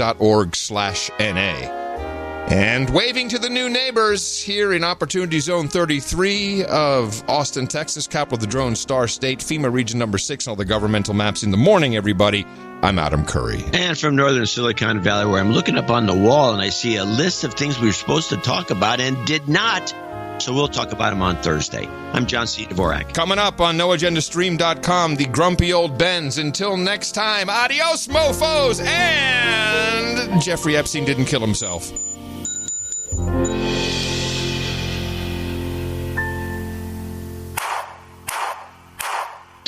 Just don't get one at all. And Epstein didn't kill himself. I now have realized that's right. I just built that munch through brush. She was starting to shapeshift. What was that? Attack on them from the right and the Russians and all their allies. So then we get rid of the electoral college. Uses IQs in a single name. Because of the killing of al-Baghdadi.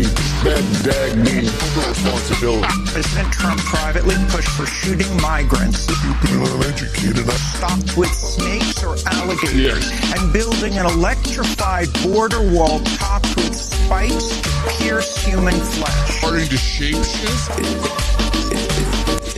What was that? Attack on them from the right and the Russians and all their allies. So then we get rid of the electoral college. Kill himself. Underway in northern Idlib province that's near the Turkish cannot confirm that killing of al-Baghdadi.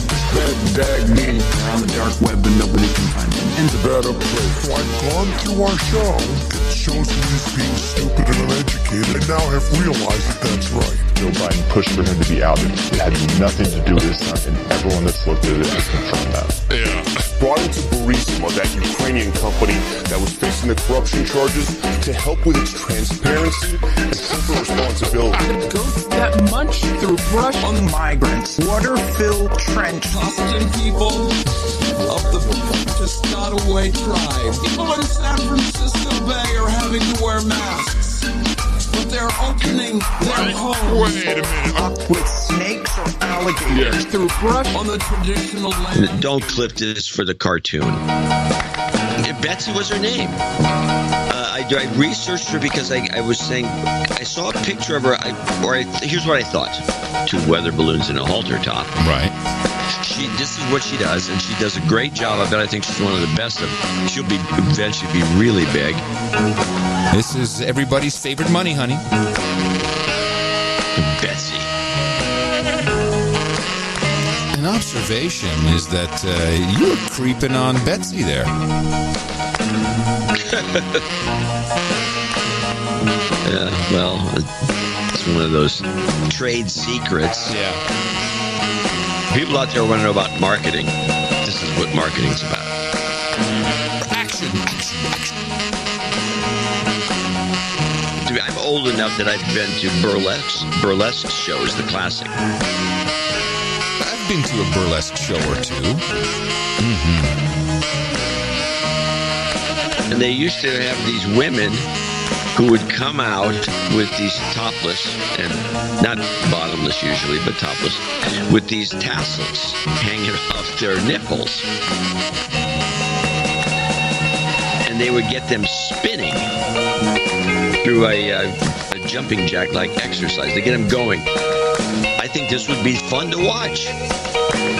The tassels were a hilarious touch. And they do it like on cue, and it was like, wow, you'd say to yourself. Wow. Now that's what I call talent. You're all jitty about it. I'm all jacked up about it. 17 seconds of standing ovation, so I cut it down. Thank you. But people were going nuts. They just, oh my God, there they are! This is real! Everything that he says negative about other things or other people is what he's saying about himself. They are worthy and applaud. No, I have empathy towards animals. Just, ants, I don't know. Ants. But I think he sees right now that he has to jump in because he has to jump in. Which is horrible for this country. Even if people are working, we don't want to have a country like that. They were obviously triggered. I don't think they like me much anymore. And I hear you knocking them dead. You're all over the place. That's good. It's the way it's supposed to work, right? Angst among people, Leon Cooperman and Jamie Dimon and Bill Gates, thinking that the hordes are coming for their money. Well, you've been covering this literally minute by minute outside of the skiff, and the change in narrative from Schiff has been amazing. We're going to make it a chance that you take, but it's not a chance because you know exactly what's happening. The best podcast in the universe. Adios, mofo. Dvorak.org/NA. White House lawyers